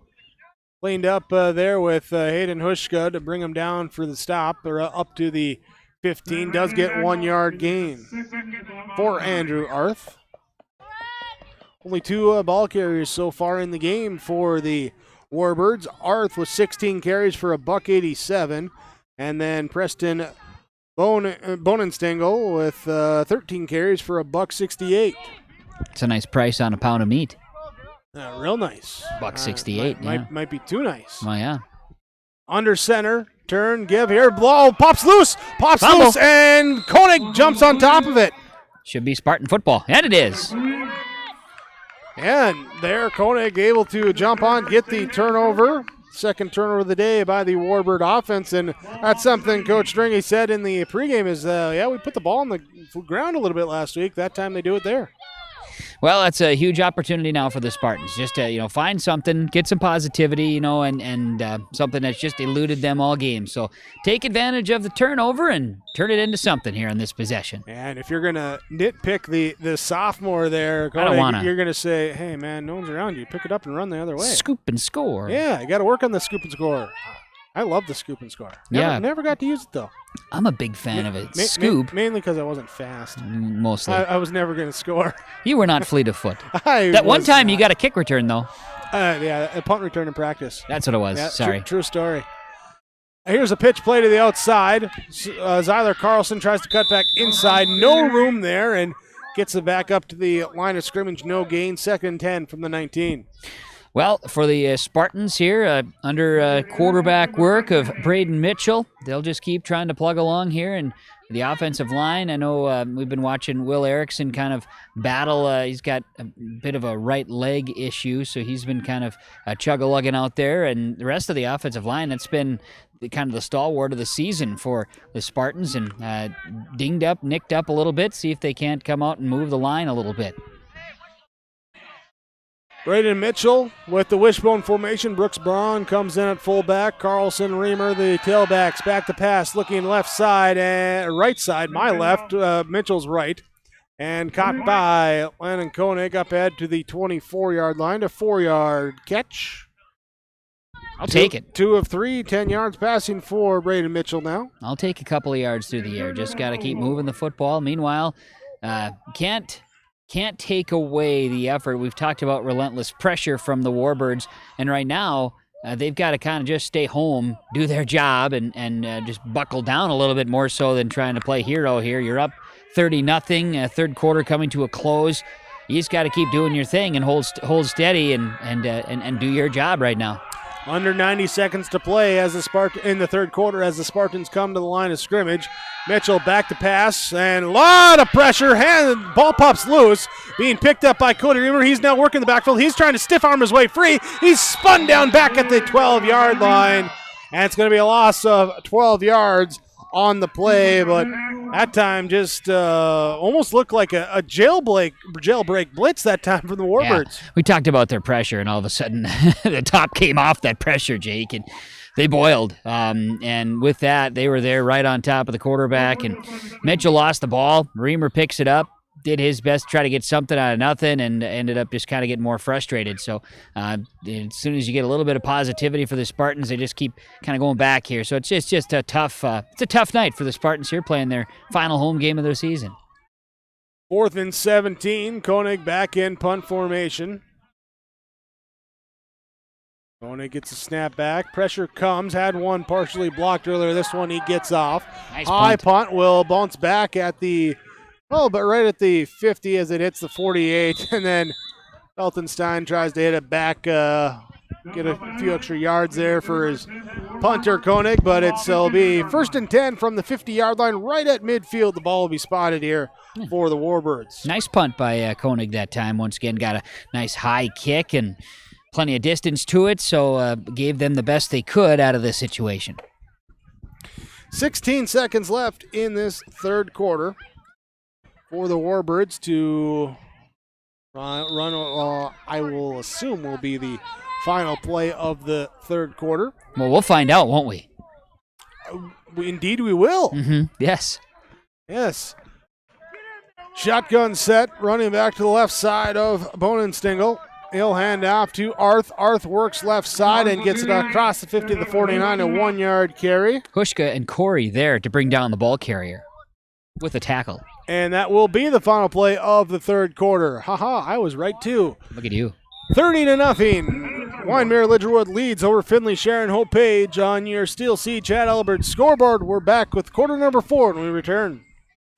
Young to start saving for your future. Dakota Heritage Bank offers the Grow With Us program for kids. It's a young savers club with various incentives, including newsletters, a higher savings rate, bonuses, and more. Contact Dakota Heritage Bank to find out more about the Grow With Us program. Dakota Heritage Bank has 10 locations across North Dakota and northwestern Minnesota. Dakota Heritage Bank offers mobile banking, online banking, and bill pay. Visit us online, dhbanknd.com. Dakota Heritage Bank, Equal Housing Lender, member FDIC.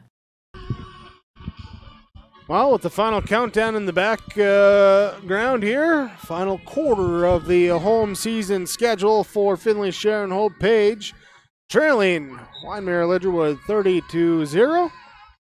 We start this fourth quarter, Wyndmere-Lidgerwood with the ball, and not having to go far to flip sides of the field, they go from the 49 to the 49. That was done with precision. Hayden Hushka getting stretched out here before they begin the fourth quarter of play.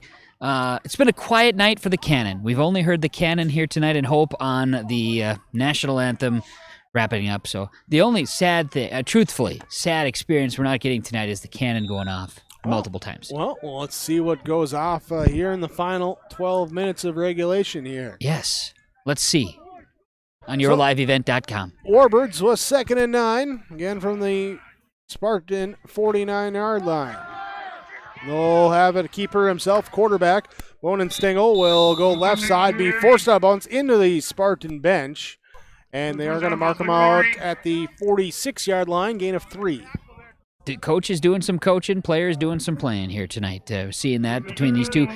Coming into tonight's game, Jake, we expected a really tough battle. Wyndmere-Lidgerwood set the tone, and they've been able to carry it over. It's been a tough night for the Spartans to get anything really going, and that's a credit to the Warbirds coming in with maybe a bit of a different mentality and physicality level tonight. Tight set for the Warbirds on 3rd down. Bark out the signs. They're going to hand it off to the Arth, left side, and he's spun down. Andrew Corey, Brooks Braun, Landon Koenig, Cody Reamer, all getting off the bottom of the pile, and brings up 4th down, no yards on the carry. Okay, well, defense holds, so we'll see if the Warbirds will drop back into punt formation or not. Time will tell. Have not punted tonight. No, they have not. No. Turnover on downs? Turned it over on downs. They've had an interception. They've had a fumble to end their only 3 non-scoring drives here tonight. They appear like they will go for it on 4th and 7. Need to get it down to the 40-yard line. Quarterback keeper off the right side. Wallenstein will come over. He's comes inside. Still on his feet as he breaks loose to the 25, 20-foot race. 10, 5, touchdown into the end zone. Touchdown Warbirds. 46 yards. All that space on the right side, and you just need to get to the outside to go, and he did. That's a touchdown, and that is another big play for the Warbirds tonight. Second touchdown run. He's at a 46 and a 57-yard touchdown run. And that should also move us into running clock, too, for the fourth quarter. I believe you are correct. Thank you. So 36-0 pending the point after attempt, which so far has, again, not gone the way of the Warbirds tonight. Been about the only thing not going for them. I think Coach Stringy would be pretty pumped if they get this 2-point conversion, just as, for the merit. Kind of like you're collecting your badges, They're going for that 2-point conversion badge. It means so much, they're calling timeout. Well, the timeout here will stay with you here for the timeout, then get you for the 2-point conversion there. Doing some math here. 15 carries, 217 yards for Bonin Stengel on the ground. His 2 touchdowns. Got 18 carries, 188 yards, and 4 touchdowns for Andrew Arth on the ground, and that's 3. That's 415 yards on the ground here today for the Warbirds. Is 32 in the air, and they came into the game averaging 304 on the ground, so about 130% proficiency on that rush game here today. 130%? Yeah, that's right. Thought turning the dial up to 11. I thought you could only do 100%. Well, they always say give 110%. So you're talking about 130%. Yeah, because it compounds the interest daily and it accumulates in the APY. growth fund. Yeah, APY, right? Yeah. Mm-hmm. Here's the 2-point conversion attempt now for the Warbirds. Bonin Stengel rolling out to his right, looking to pass. He's got a man open in the end zone. Passes up. It is caught, but he was out of bounds. And it was one of those plays. It was the Spartans in coverage just pushing the receiver out. Going airborne for the football was Matthew Healy. It would have been an unbelievable catch had he been able to get a foot down in bounds, but the Spartans said no. They pushed him out. As it is, it's an incomplete 2-point conversion, and the Warbirds lead on your Steel Seed Chad Albert scoreboard, 36-0 over the Spartans on yourliveevent.com. The aisles at Mix Grocery and Hope are filled with products you know and love. That's why Mix Grocery is your one-stop shop for all of your shopping needs. Mix has a deli, bakery, produce, and fresh meat.